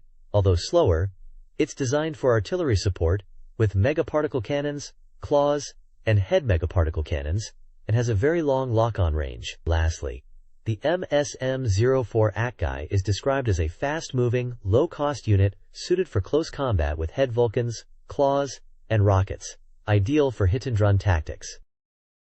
The review highlights two mobile suits, the MS-09R Rick Dom, space-type, and the MSN-02 Xiong, space-specialized, legless. The Rick Dom features a giant bazooka and heat saber, while the Xiong boasts arm and head beam cannons. Gameplay tips include utilizing aquatic suits in water and maintaining 360-degree awareness. The game features 15 playable pilots, including Amuro Ray and Char Aznavour, accompanied by iconic Gundam series music that changes based on the stage or situation. The reviewer expresses extreme enthusiasm, praising the versus battles, pilot voice lines, and overall immersion. They specifically enjoyed the Adbawa Quan stage, playing as Amuro against the Xiong, highlighting the intense 2 vs 2 team battles, and recommending the game as a captivating, must-play experience. The next page showcases Dynamic Golf, a new arcade title from WOW Entertainment coming to Dreamcast. This golf game emphasizes intuitive trackball controls for a unique and enjoyable experience. The page highlights the game's relaxing and immersive feel, aiming to capture the sensation of real golf. Screenshots display gameplay elements like player selection, George and Barbara, in-game perspectives, and scoreboards featuring characters like Kyoko. Information boxes detail features such as status, player name, score, wins, distance to the cup, club selection and distance, power meter, and ball count and wind direction. Gameplay instructions focus on using the trackball controller. Step 1. Pull back to determine distance. Describes how pulling the trackball back activates a power meter. Step 2. Roll in the direction you want to fly. Explains how the direction and force of rolling the trackball determine the shot direction and distance. The text emphasizes smooth and gentle trackball movements for accurate shots and spin control, encouraging players to master top and backspin techniques. It mentions chip-ins being particularly satisfying and reminiscent of other golf games. The page aims to convey that despite being a golf game, it's designed to be approachable and not overly complicated. This page delves into the player characters in Dynamic Golf and how their skills differ. It highlights 4 playable golfers. David, who is power-focused and ideal for dragon shots. George, the standard balanced player. Barbara, focused on technique and approach shots. And Kyoko, who excels at putting and has a miniskirt that might be appealing. The page provides gameplay advice, emphasizing that shot power is determined by the trackball speed and direction. It explains backspin and topspin for approach shots using irons, advises on taking drop shots with a penalty if the ball lands in water, and mentions that bunker shots need precise power control. Putting tips focus on rolling strength and observing on-screen indicators for distance. There's also developer advice from WOW Entertainment, emphasizing the game's focus on the swing feeling and the importance of checking the UP/DW display, which indicates the cup's height before taking a shot. Finally, the page showcases screenshots of holes 6 through 18, giving a preview of the later courses in the game. Arcade Express Volume 83 previews Namco's Mr. Driller G, a digging action puzzle game designed for both single and two-player experiences. Building upon the Mr. Driller series, it promises accessible rules with engaging gameplay. A key feature is the introduction of 6 playable characters, each with unique abilities and playstyles. These include the standard Hori Susumu, the faster Anna Hottenmeier, the single-block climber Pucci, the resilient Holinger Z robot, the speedy Hori Ataru, and the rapid digging authoritative. The game aims to challenge players with stages featuring fast air depletion in advanced areas, encouraging players to choose a driller that suits their preference and skill level to become great drillers. This page is all about the new modes in Namco's Mr. Driller G. It highlights that all the previous modes from Mr. Driller 2 are included, with single player being called Mission Driller and the two-player versus mode now named Driller Survival. There are 4 great points detailed for this update. Firstly, confirming all previous modes are present for one-player driller. Secondly, a new space stage is introduced for Mission Driller mode, which includes 12 types of items, some with positive and some with negative effects, to spice up the gameplay. Thirdly, there's a new time attack challenge for single players, with fixed maps, where you race against the clock. Collecting time items replenishes your time, but running out means game over across 10 stages. Finally, for two-player driller, there's a driller race mode, a hot race down to 500 meters underground. It's a race against another player using Mission Driller rules, and even if you mess up, you can revive. So it's all about speed. The screenshots show these new modes in action, including gameplay on the new space stage with item boxes and the time attack mode selection. The bottom right section features a message from Namco about character choices and the depth they bring, also mentioning a ranking system related to game modes. This page is a manga strip titled Guru Guru Kuricha, Cheap Price Volume. It introduces the main characters of this comic, including Guru Guru, a young aspiring scientist, Usagi, a rabbit-like creature, Aoi-chan and her chest-mounted human-faced Aoi-san, Otakun, an insect creature, Ayase-kun, Guru Guru's classmate and mecha fan, Erin-rin, Ayase-kun's robot-loving sister, and Hiroshima-kun, who presents as a cute girl but is actually a forceful gay man. The story unfolds with the characters reacting to Guru Guru's Dreamcast console breaking down. They are unable to find a replacement for sale anywhere. Guru Guru is upset about losing their game's semen. The characters consider borrowing money from the kind Ayase-kun, possibly at a store called Konpara. They also mention the Dreamcast's capability for video calls. The story concludes with Hiroshima-kun getting involved and telling someone to stop, possibly related to the Dreamcast situation. This page presents the weekly Dreamcastrology horoscope for the week of March 23rd to March 29th. It provides astrological readings for each zodiac sign, for both men and women. Each sign includes a brief forecast, a lucky color, and a lucky item. Dreamcast Magazine is holding a reader survey with prizes. One winner will receive a Mr. Driller G poster, and 15 winners can choose Dreamcast software released by March 30th, 2001. Other prizes include Street Fighter Zero, 3 Saikyo Dojo, 3 winners, Dreamcast name card cases, 10, Dreamcast t-shirts, 10, and Shenmue 2 telecards, 25. The next issue, April 13th, promises a Sakura Wars 3 poster, coverage of new Sega arcade games like Virtua Fighter 4 and Crazy Taxi 2, and details on Sakura Wars 3, Paris is Burning. The issue will also cover upcoming releases from Interchannel and Hitmaker, the new Evangelion Typing E-Plan Battle Online, and the Tokyo Game Show. Contact information and the winners of previous contests are included. The Dreamcast website is under development. The next page is an advertisement for the Dreamcast game Macross M3. This page announces the lucky draw winning numbers for a special campaign associated with the game. Prizes include a VF-1S Fighter Valkyrie model, a Macross Complete Transformation Series VF-11B Thunderbolt figure, a Macross M3 Soundfile Mini Soundtrack CD, and VF-1A, VF-1J, VF-1S plastic models. The page lists winning lucky draw numbers for each prize category.